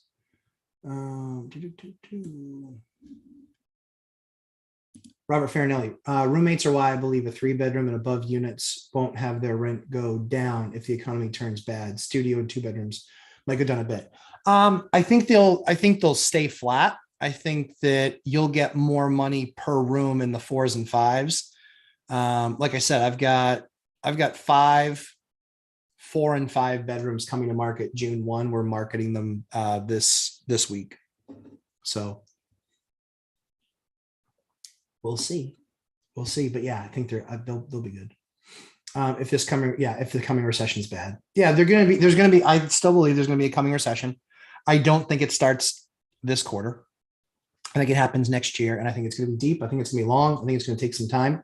And I think that's where the market's gonna shift. Chris Webb, at what unit count should you consider getting bulk pricing or bulk buying? Unit count. So Chris, I want to answer your question. Unit count on buildings or product? And I'll answer. All-nighter hider. PMA would be perfect for rentals, private being the keyword. Privacy fight is a good channel to touch on the subject. Privacy fight is a good channel to touch on the subject. Okay, I'll check it out. Privacy fight. Okay. Always wanting to learn. So I appreciate that.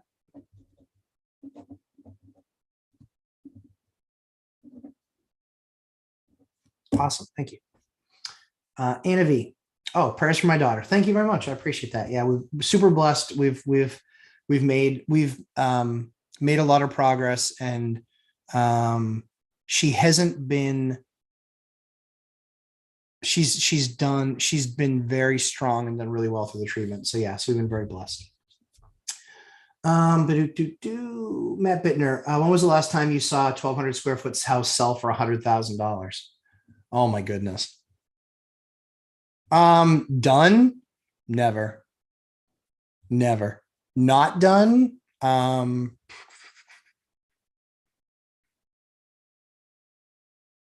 years ago, maybe. Not done. So it was a project. LM at Julie Anderson. What's supply chains holding up a dump site? LM at Robert Farinelli. It will be bad. What we see now is generally always lagging from 3 to 6 months. So what's going down now? We will see by the fall. Yeah, I think we'll start to see some. Yeah, like I said, about end of the year. Angela K. Wallace. Hey, Angela, thanks for jumping on today. You'd spoke about doing your own program in another episode. Would you mind talking about it now, or are you ready to? So not there yet.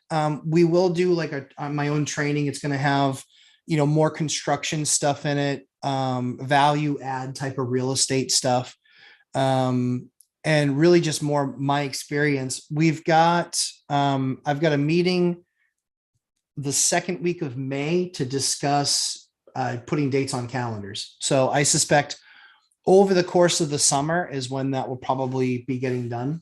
But yeah, and the other thing too is we want to deliver it for as little cost as possible, but we still want it to be quality. So that's really what we're trying to straddle. I don't want to charge $250 for it as an example. I want to charge sub 100, and thus make it something that, easily people that are trying to help somebody else out, that they can buy it for them and pass it on.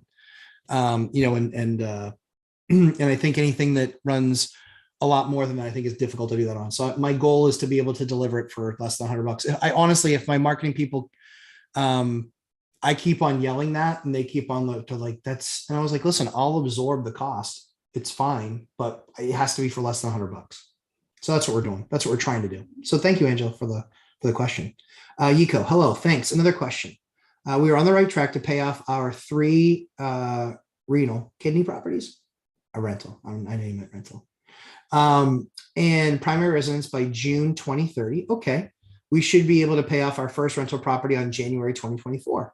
A lot of folks have been telling me to buy more properties instead of paying off, but I believe I can generate more income by not having a mortgage. What do you think? I disagree. That's just me though. I disagree. Because with paying off your house, you don't get a multiplier on the equity. So, as an example, let's say you have a $300,000 house that you own outright. Let's just do this for fun. So a $300K house, you own it outright. And so your $2,000 a month comes in, but you have $300 a month in taxes and water bills. So you're making $1,700 a month. Okay. So you're making 1,700 bucks a month and you're pretty excited about that. Your other option is you can have a $240,000 mortgage on that property as an example. And then you're still making 1,700 bucks a month, or you're not netting 1,700 a month. Now you're netting 400 a month or 500 a month. So let's just say your net now is 500 a month, but you had $240,000 that you were able to go buy another property with. The thing is that 240 at a $300,000 price point, that didn't buy you one more property, right? So that bought you 6 more properties, 7 more properties, 8 more properties, depending on what your percentage down payment is. If it's 10%, so let's just say it's 20%. So it's 60,000 bucks to buy your next one. So you bought 4 more properties. All right. So you're making 500 on yours instead of 1,700, but now you add 5 more properties and you're making that same 500 bucks. Then you've made $2,500 plus your original 5. No, excuse me. So 4 more properties. So you're making 500 times 5, 2,500, as opposed to in your scenario, you own the house outright. Now you've got 1,700 bucks of profit. So you're making $800 more a month in profit. So that's where I look at the numbers that you just provided. And I say, for me, I decided I didn't want to pay anything off. I decided I wanted to buy properties. Now, if what you're buying shrinks in margin so much that you're not making, let's say that 500 bucks and you're making 200 bucks, well, 5 times a 2 is 1,000. And over here, you're making 1,700. That's where it makes sense to buy down debt. So it really does come into what all of the financial pieces are. That's why I never say, no, I never pay down debt. I do sometimes, sure. Especially expensive debt. In other cases, I don't, because I want to get that capital making me more money, because there can be appreciation, which is nowhere in any of my spreadsheets. I don't count for appreciation, but there can be. There can also be depreciation. However, we've looked at it. I've studied it. Rents over any period of time for me in my market have only ever been flat. And I think they were flat for about 3, maybe 4 years. I talked to Mike Zuber about this from One Inch at a Time. The flat phase that he saw was about 5 years. And that makes sense because his market troughed really hard. Our market troughed maybe 30%, 35. His was down 75% in Fresno. So that's why it makes sense why it took him longer for his rents to recover. But yeah, that'd be my take. Is I run the equation, and there's also what I call the sleep factor. Are you sleeping at night? Right? Does it stress you out? Do you want to own another property free and clear for any particular reason? Then the other thing too is that then you have to look at tax ramifications. Depreciation. How does that impact that piece of it? So I'm not a CPA. I'm not an EA. Don't know any of that stuff. That's why I would have that conversation with my CPA or my EA first. Then it's a combination of what they would say, how I feel, what's going on in the market. So it's a easier question to ask than it is to answer. So I don't think there's any hard, fast rule of never pay down debt. I think it's just a very unique and specific scenario where it makes sense to pay down that debt for what it's worth. Chris Webb, I watched the replay of last week's and you mentioned your 1031 guys. I called and they were very helpful. Thank you. I will be using them to help me with my Texas home. Awesome. Yeah. So Edmund and Wheeler, they are out of New Hampshire and Vermont. Chris Brown is spectacular. Phenomenal. 1031 guy.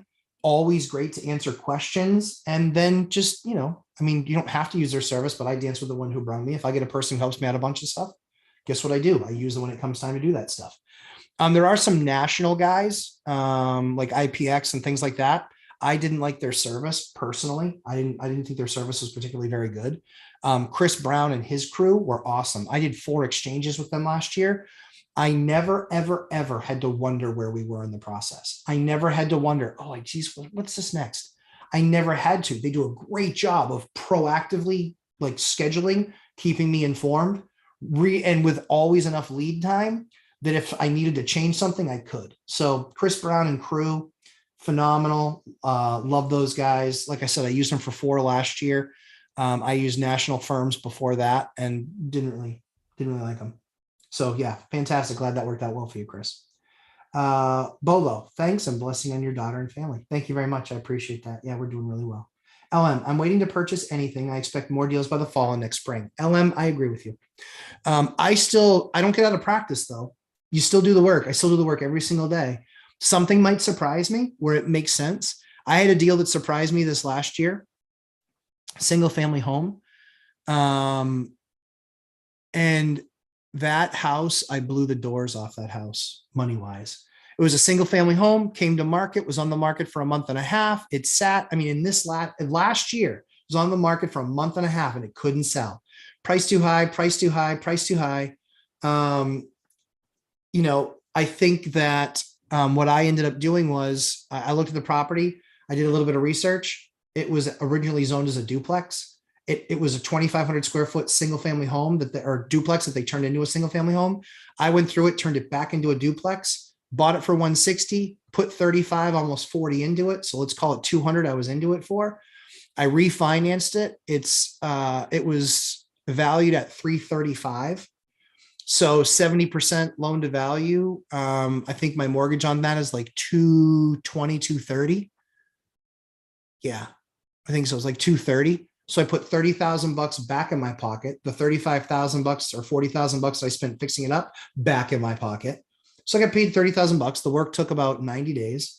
Took a lot longer, supply chain issues, but we went through it. And now we have renters in there, even at 230, even with a mortgage of 230, 230 and change.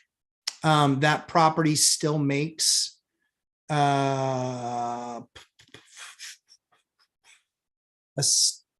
it still makes almost 40%,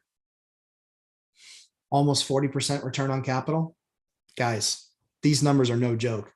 And better yet is my tenants love the place and they're thrilled. They're like, we can't believe it. We got this. Our rents, I mean, they literally laughed. They're like, our rents are so cheap. And I was like, quit saying that. But their rents are really, really reasonable. And they have brand new everything. Floors, walls, kitchens. They have brand new everything. So the place is awesome. So good for them. Yeah, good for them. I'm thrilled that they're thrilled. So yeah, LM, I agree. I think there's going to be better deals to come, but I'm still doing my homework. I'm still looking every single day. I want to watch and kind of track the shifts. But yeah, I've got 7 figures of dry powder. Yeah. So I'm ready. I am ready for stuff to start adjusting. That's what's really funny is that we did a video on this. Mike Zuber and I did a video on this specifically talking about landlords being just fine. Like we're going to be just fine. We're good. A lot of us have that 30-year fixed rate debt. We're going to be fine. And so we're going to be there to help out tenants, but we've got more dry powder than we've ever had. And we're ready to start buying. If these crisis guys are right, which I don't think they're right, but if they are right and we get a 50% correction, daddy's going shopping. I mean, I will buy a lot of property. And again, if the rates are, think about that, right? Right now, if you've got, let's say $1 million, I can buy $5 million worth of real estate. If prices go in half, my $1 million still only buys me $5 million of real estate, but it's actually what used to be worth $10 million worth of real estate. Think about that. That's how crazy that is. That's how massive the expansion could be. That's how nuts this is. So yeah, we'll wait and we'll see what happens and continues to move in the market. Chris Webb, unit count on buildings. At what unit count on buildings should you look to pursue bulk pricing? Yeah, so that's a good question. So I've seen it all over the place, Chris. I've seen right now in my market, the 5 to 20 unit buildings, they're actually charging a premium on these buildings because it's more units in one place. Our duplexes used to trade 150, 175 a side. So, 3 to 350. The duplexes are trading at 5. So now it's, 250 a side. But these 9 units, a 9 unit that I just just looked at, that traded at 150 a side. And the duplexes are, so I look at more bedrooms. The duplexes that I bought, they're 5 bedrooms, 2 baths on each side. They're massive duplexes. This building was 9 units. I think it was 12 total bedrooms. That's insane. That number was nuts. So it's tough. So I look at, the unit, I look at the bedroom count, because bedrooms is what drives dollars. So I have to kind of feel my way through it. I can buy a nice duplex, 5 bedrooms, 2 baths each side. I can get $3,000 a month for that rental unit. So I'm $6,000 a month on that building at $500,000 at 4%, made a ton of sense. On a 9-unit building at 150 a unit, 1.35 million, I think is what that cost. 1.3. Yeah, was it 1.3? No, it was 1.35. Yeah, so exactly 150 a unit, 1.35. But if I want fixed debt on that, I'm now paying 7 points or 6 points. I'm buying it down 3 points. So I'm paying $36,000 in points, or 38.5 in points. Whew, that's expensive. Because then on top of that, for that size of a building, hold on one second. For that size of a building, I'm looking at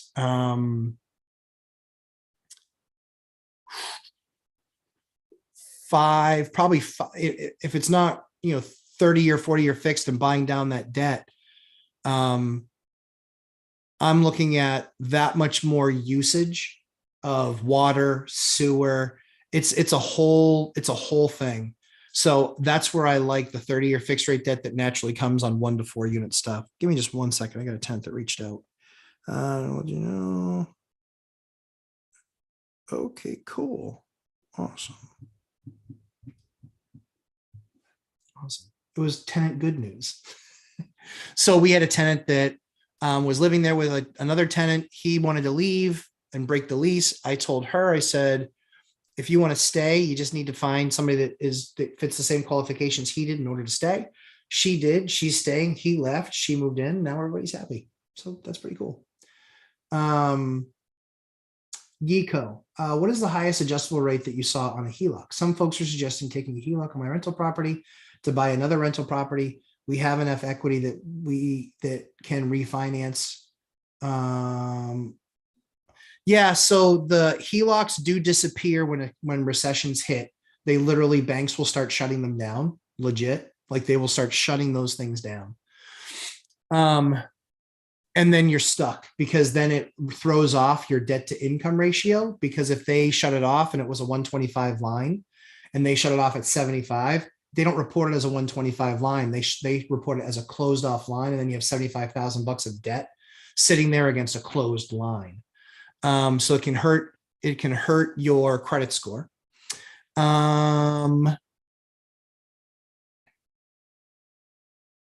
The highest rate HELOCs, I mean, I was seeing them at 10%.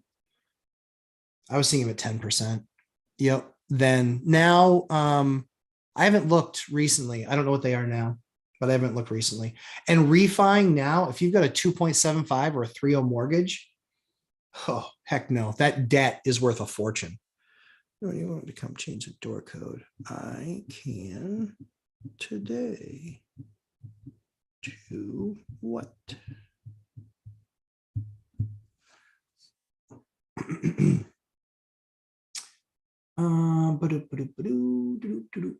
So yeah, so Yeco, that's why that's a tough one, is that HELOCs will disappear.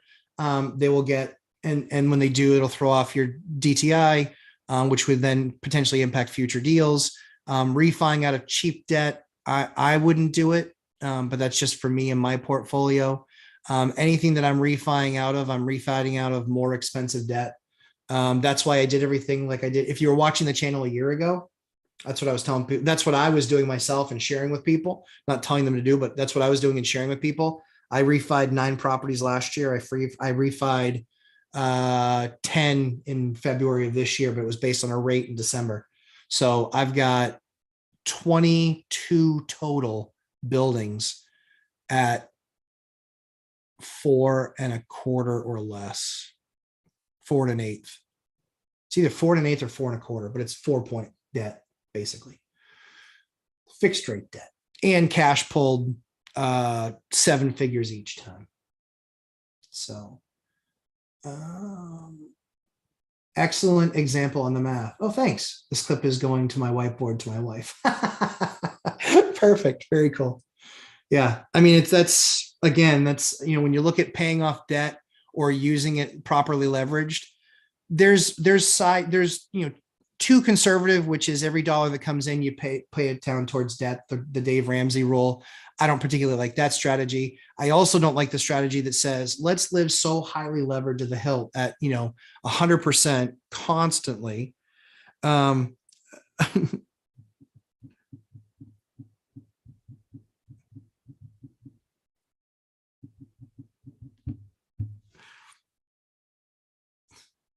Somebody said, can you change the code to the door? I wrote her back. I said, sure, I can today. To what? She goes, the front door. I'm like, no, what's the code that you want? So as far as paying down debt, or over leveraging, guys, flippers that had 5 and 6 projects going in the last crash in 7 or 8, they got crushed. That's why they went out of business. That's why there were so many foreclosures. There were so many of those buildings that were out there that had no equity in them, that people were in the middle of projects too. And there was not a lot that they could do.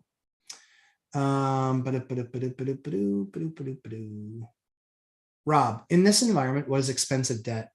I think 8 points is expensive. I think 7's expensive. It really depends on, so here's the thing for me. Believe it or not, I would call 18% debt, right? 18% expensive debt, what people would call expensive. 18% mortgage rate, I would say, is not expensive. Right. Here's why I would say that. I evaluate the deal. If somebody wants to give me an 18% rate, but the deal still makes me 25% of my money, I don't care. I don't care. I care about the return on my capital. So that's why for me, rates don't affect me. They only affect the deal. They only affect the deal. Rates don't impact me. They only impact the deal. That's it. That's it. So that's why I'm setting in so much cash, is because there might be rates that get to 10%. Okay, that's fine. It's all a matter of how much return on my capital do I get. That's what I focus on. Sam Farho. Hey, Sam. Sam is doing the work, guys. Sam is doing the work. Good to have you, Sam. Tony D. Hey, Tony, I remember you we had the conversation yesterday on Mike's live stream. Good to have you. Absent a deep recession, what makes you so confident Vegas market will crash?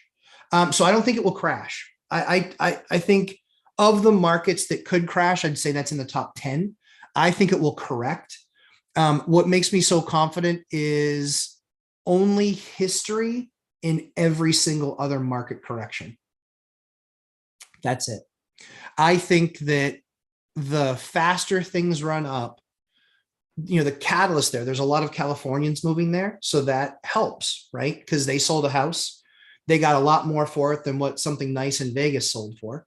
So they were buying the super nice stuff in Vegas, but they were able to buy it for cash.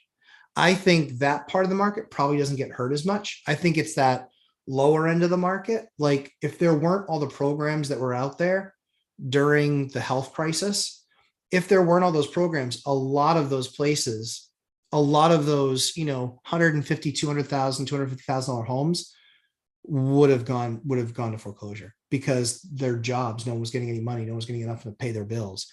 I just think that the services economy is really, really what Vegas thrives on. And I think that's what shifts. I think it's about jobs and wages. And I see that being what shifts, in all honesty. So I still don't think it's a crash.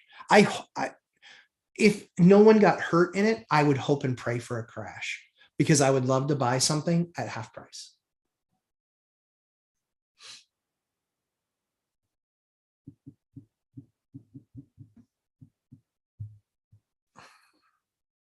So yeah, that's what, so I don't think it will crash. I think I think a deep recession is what's going to happen. I think that's why I'm calling for a correction in every market.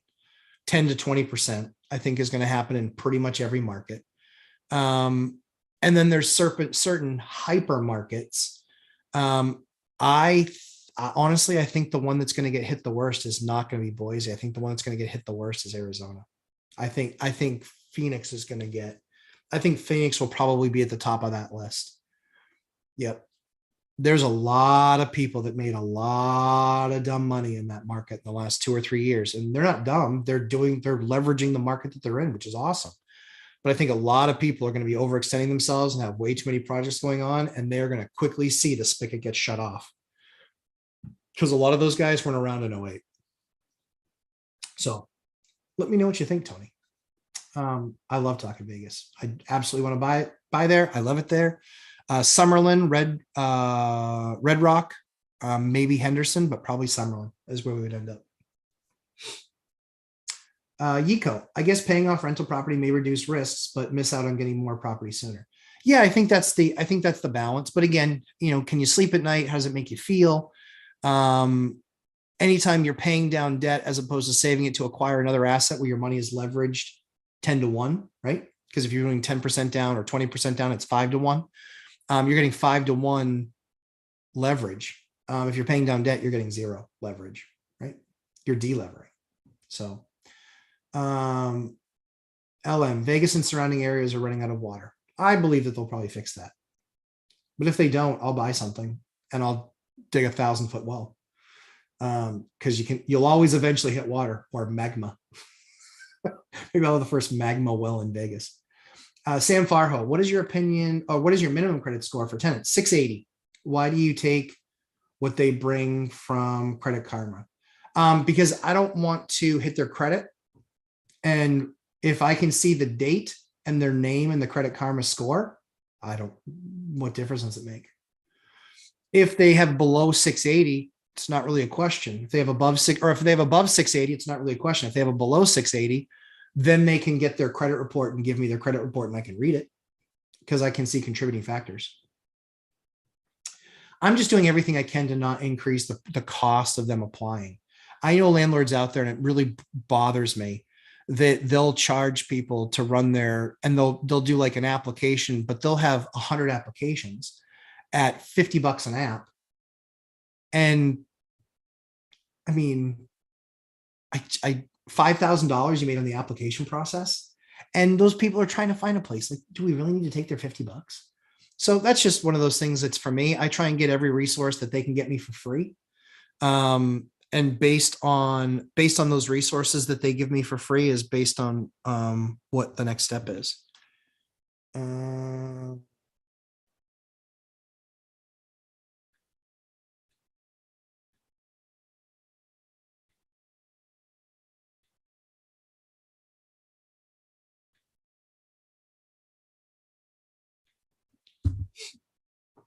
Mrs. Lumberjack. She asked when she thought I'd be done. So I asked her what time she would like me to be done. So I might just go to 2 today instead of 2:30 or 3. But we'll see. We'll see what Mrs. Lumberjack has to say. It's difficult for me to raise the rent to the market level knowing that he may leave if I increase the rent. Oh, wow. I refinance all of my properties before rate increase as well. Awesome. Good for you. Yeah, good for you. Anna V, hit that like button, people. Thank you, Anna V. I appreciate it. Hey, if this is valuable to you, hit that like button. If it's not valuable to you, I don't know what to tell you. You're probably not buying real estate.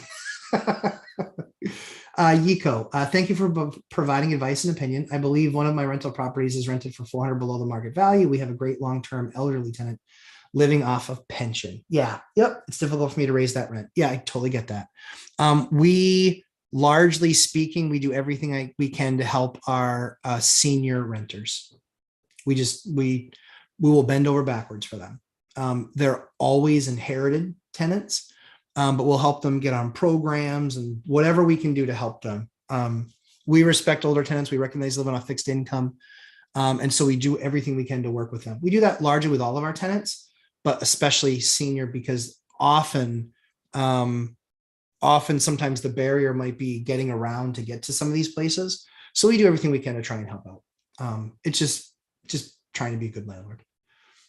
Sam Farhow, have you thought of a new time for a live session yet? What was the survey earlier? Survey earlier was actually, I got like 5 responses, Sam. And it was time is fine, Sunday nights. So I think I'm going to pick a time and then just test it out. So maybe do like this time every other week and then do another time on the off weeks, just to see people kind of being able to transition over, maybe get some other folks that can participate. Our live stream from a couple weeks ago, I think got like 2,500 views or something, which for me, I'm not in this for views, except for the fact that I know views mean people that are watching and that they're gaining benefit. So that's really the only reason that we really track that stuff, or look at that stuff, not even track it, but look at it. It's all there. Sam Farhow, Vegas will need a desalination project soon, and that cannot be done this fast. Interesting. Yeah, I'm very interested to see what happens in that Vegas market because I'd love to live there. I really would. It's a beautiful, beautiful place from the perspective of, what's the right way to say it?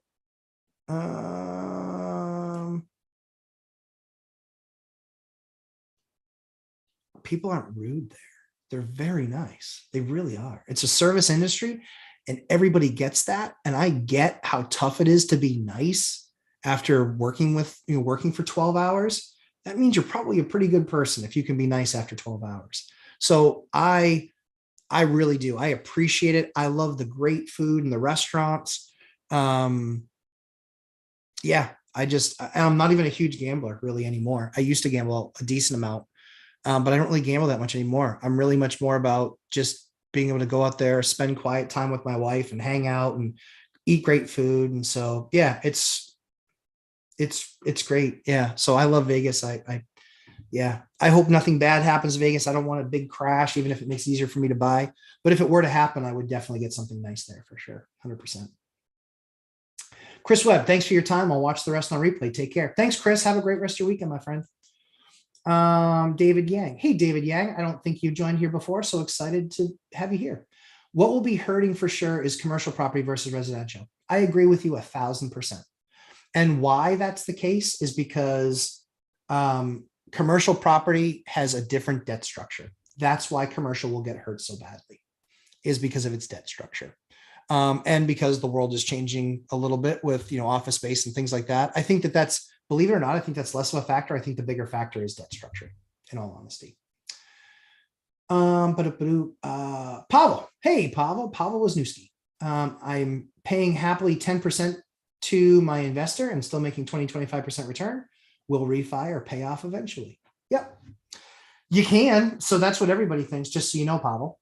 That's what everybody thinks until you can't refi. And that's literally what happened. I had deals that I tried to refi in 08, and the best mortgage rate that I could get was 10.125% because it was a non-owner occupied property. Just saying. I lived it, went through it. 10.125% was the best deal that I could get in order to refi. It was a very, very painful process, very expensive, and stressful. Yeah.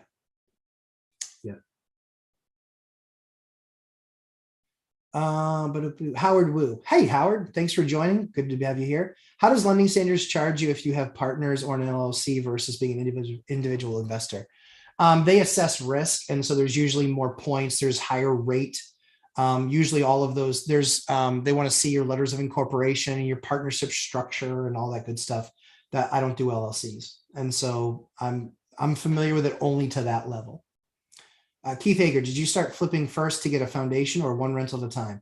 Keith Hager, that's an awesome question. If I had it to do over again, I would have flipped more first to create more cash, but I didn't. I had cash that I had saved up because I was such a cheapskate, living in a place that was less than $1,000 a month, making a lot more than that. So I had a ton of money going into savings every month, and I had to find some place to put that. And so that's why I started investing as opposed to flipping. I wasn't a construction guy, so I didn't have any of those skills then. Now I can kind of flip with my eyes shut, but when I flip, I do it really right. I'd rather keep the property, rent it out, keep it long-term, and make my profits off of that.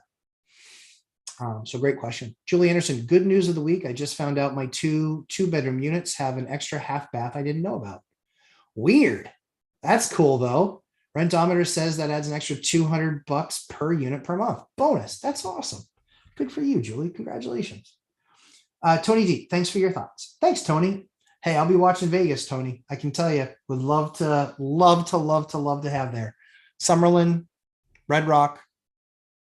I love it there. Yeah. I love the restaurants. It would be so easy to live, 15 minutes from some of these amazing restaurants and be able to just jump in. For us, we have to kind of, we can go to the kind of the holes in the wall, but to get to like a really amazing, restaurant to take my wife out for a nice night, I got to go to Boston. It's an hour.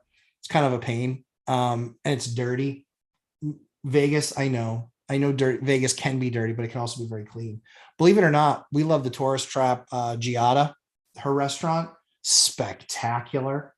My wife loves it there. I love it there. Every time we go there, we go to Giada's. The food is just spectacular. It's just is really, really good. Hopefully it hasn't gone downhill. Mauritia, I appreciate your views on how to increase quality and keep maintenance and repairs low. You're welcome. How do you determine to replace or restore cabinets if the quality is nice but dated? So you're probably talking like real wood cabinets versus like putting in new real wood cabinets. It really is much more of a factor of what is updating them going to cost, what is going brand new going to cost, and then what's my return on capital if I go brand new? How much higher level does that bring the unit? How much more rent is that then going to get me to then see if, okay, then is it paying it off that much faster? For me, I was less about redoing stuff to get more money in rent. I was more about redoing stuff to make it amazing so they wouldn't leave. So it was nice and new under my watch. And that it would rent that much faster anytime I went to market. Most landlords now don't understand that there's a market of rentals that usually you have to wait a little bit of time to fill a place. Right now, most of my places fill in less than 3 days. It's not a factor, right? So for me, I have to worry about what life is really like, whereas they're comparing you against 6 other properties. Right now, I'm comparing them against 6 other possible tenants. It's completely in our favor. Will it stay that way forever? I doubt it. Well, is it that way for now? Yeah. Is it going to be that way for some time? Sure. But anytime you have that unit transition is where I then evaluate, should we make some of these changes and upgrades? That's what I still usually look for. So hopefully that's helpful. So I've restored and I've replaced. The bar is much lower for me because I have an investment in a cabinet company where I can get my things basically at cost. Because I can get them at cost, guess what? It's a much lower bar of keep versus swap. So that's where in often cases, I'll add the value, I'll swap them because I can usually do a kitchen for less than $5,000. Cabinets, granite countertops, new sink, new faucets, fixtures, new handles, slow close, doors, and drawers. So they're nice kitchens. But yeah, that's an advantage that I have based on my business plan that I set up. Matt Bittner, have you heard of commercial successfully being converted to residential? Yes, and I've actually done it. Yep, I've done it.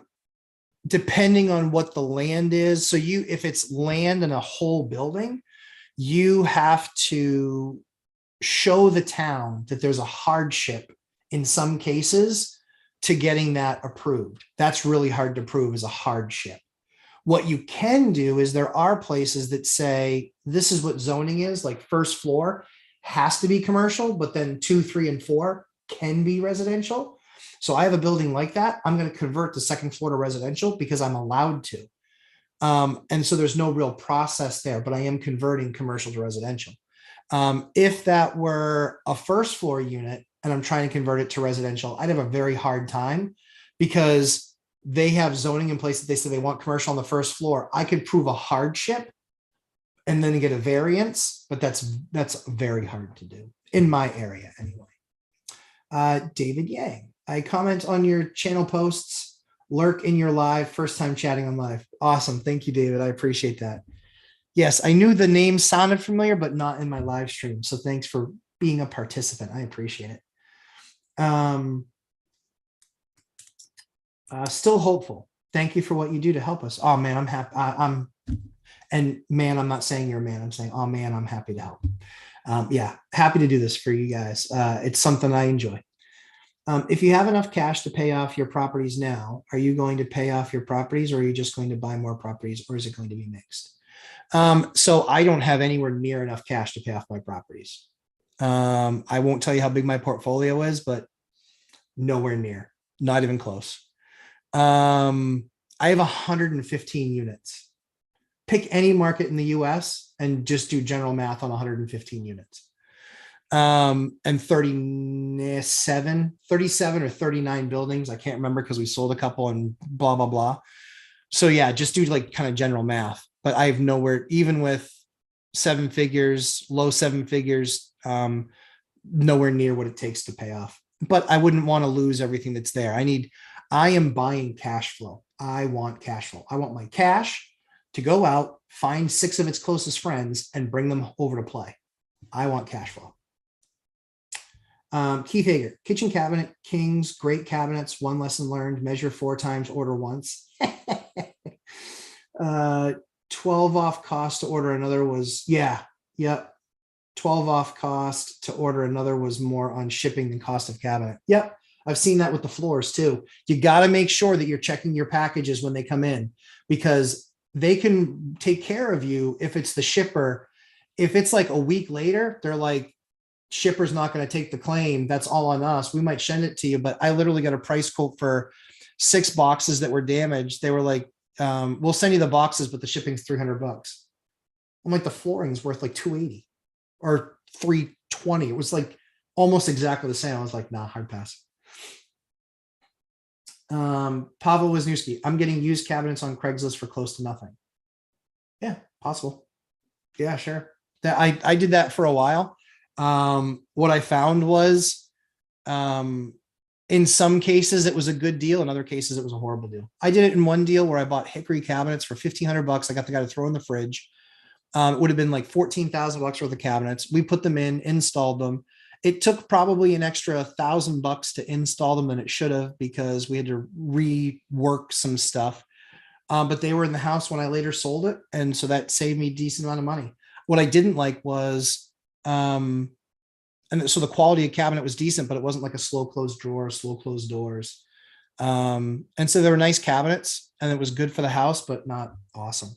And I like my tenants walking in and seeing basically the house is like our template. That's how I get so many tenants to go from a 5-bedroom that they're sharing with 5 of their friends to a 3-bedroom that they're sharing with 3 friends. Maybe one's the same, one's different. And then they'll go into a 2-bedroom or a 1-bedroom or a studio when they want to go finally by themselves. And then they'll go back up the chain. They get the girlfriend. Like, we've literally had people go up and down that chain. And it's awesome because they love the product. They know what to expect. They know us as a landlord. They know we work with people. And they know we're responsive and we take care of stuff. So yeah, it's that for us has been awesome. Awesome. Sam Farho, do you still want people who don't meet your minimum tenant criteria to submit an application if they ask? Because there's no point, if you won't accept them, anything against the law. I always ask them to, I mean, if they ask me, I say, listen, these are what our criteria are. You're more than welcome to submit. And if there's a reason why one of those criteria doesn't meet, we're happy to have that conversation with you. Because like medical, right? So if somebody has a 610 credit score, but the reason they have that 610 credit score is because of medical debt, we'll make an exception. We'll make an exception. So we have made exceptions in the past, but consistently those exceptions are made for the same reasons. And so we have a general tenet of this is what our score needs to be, and then kind of follow up from there. All-nighter hider walking into church. Thanks everyone. Hey, all-nighter hider, enjoy church. Sounds awesome. Still hopeful. Hey Matt, why would we have to wait 12 to 18 months once we buy a good deal before we can buy another? Cash.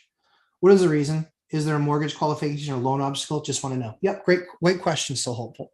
So depending on Fannie Freddie, one of the things that they pushed hard on in 08 and 09 was if you could get a loan, you had to have seasoned units, not units that you just purchased. So they want to see time. They might want to see a year or 18 months since you bought your last one to know that you have this one under control and all of the new expenses in acquiring the building have passed. Usually if you figure 6 to 12 months, that's what a lot of banks will consider seasoning time. They want to see that because they want to know that you didn't just buy a money pit that's going to cost $50,000 to fix that you might not have the $50,000 to spend on fixing it. Make sense? So they'll want to see the units season. The other piece to that too is, do you have enough to make the down payment on that next house? There's a lot of people that make that down payment. They have their 8 months emergency fund, but then they're going in to get that next building or property. When they go in to get that next building or property, what then happens? Oh man, I need that down deposit. I need the down payment, the deposit, but I got these expenses over here from this building. And so it taps you out of that. So usually the next house likely comes 12 to 18 months later when you've saved up enough capital to be able to do the down payment, have your emergency fund, be in a position where you can do whatever you need to do on that new building. So a lot of banks, when the economy gets rougher, a lot of them start to look at unit seasoning and they start to look at track record. My track record before was very different when the last crash happened. When the last crash happened, I had, I think, 8 units.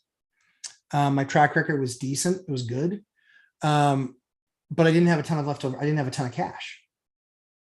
I had some cash, enough to buy another building. And they said, no, nope. They went to dealing with only bigger entities with a lot more cash. And even some of those entities were in trouble financially, so they couldn't do anything either. So yeah, that's what you can expect in this market. If it does go to recession, banks tighten. DTIs go from 51 to 38, 33. Debt to incomes.